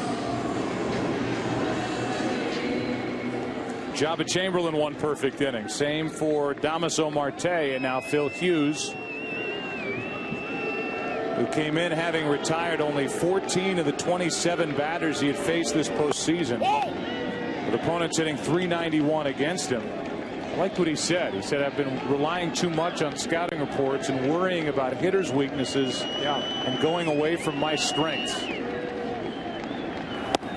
Good, young, strong right-hander fires a fastball for a swinging strike, and it's 1-1. Very upset in game 1 when he left, and taking it out on Jerry Davis, the home plate umpire. And Phil, to his credit, after the game said, I was wrong. I looked at some of those pitches. Here's one into deep left center field. Gardner going back, and it's gone. Home run, Ruiz. And it's 8-5 here in the 9th. Carlos Ruiz makes it a 3-run game with 1 out. Hughes saying, I looked at some of those pitches and they were not strikes, but what Ruiz just hit was a strike. A high fastball, and Ruiz has proven that he can hit that pitch. 2 doubles and a home run in this World Series, all on high fastballs. That's a 4-seam fastball thrown by Hughes, and the 3rd home run of this game by the Phillies. And the end of the night for Phil Hughes. So up by 3 with 1 out, nobody on. Hughes is gone, and Rivera's coming in.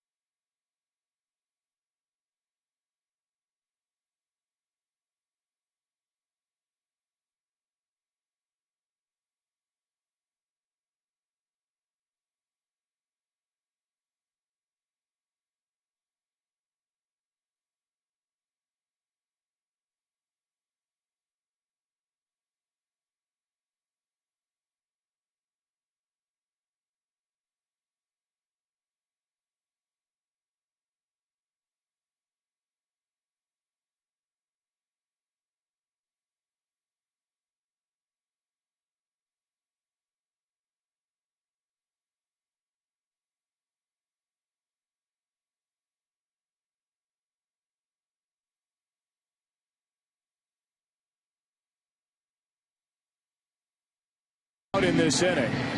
A run is home, and I'm sure this move will be debated by fans in the media with nobody on. One down, a run home. Phil Hughes is taken out. Now, he struggled. There's no denying that. Rivera takes over, and Matt Stairs pinch hits and goes after the first pitch. Fouls it back, strike one. No, I think you have to make this move. I really do. I mean, to me, there's no debate. Philly's very capable of coming from behind.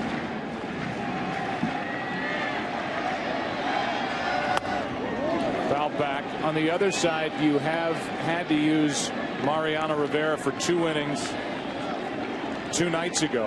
Yep. And you have Sabathia and really the rest of your rotation going on short rest as this World Series unfolds further. 0-2 pitch is grounded to the second baseman, Cano. 2 out. I think the fact that Rivera is called on to get 2 outs.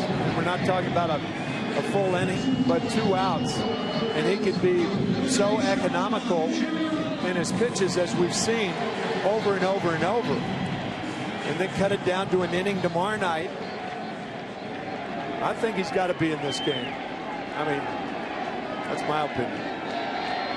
With 2 out and nobody on, the batter is Jimmy Rollins. The ball inside. It took 39 pitches for Rivera to get through 2 innings on Thursday night.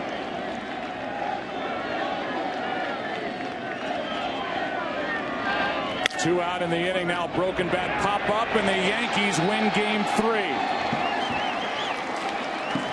And Rivera ends it coming out of the bullpen with that little broken bat pop up, and the Yankees come from behind, trailing 3-0 into the 4th inning. They went to work. Andy Pettitte settled down. The Yankees got 2 in the 4th, 3 in the 5th, single runs in the 6th, 7th.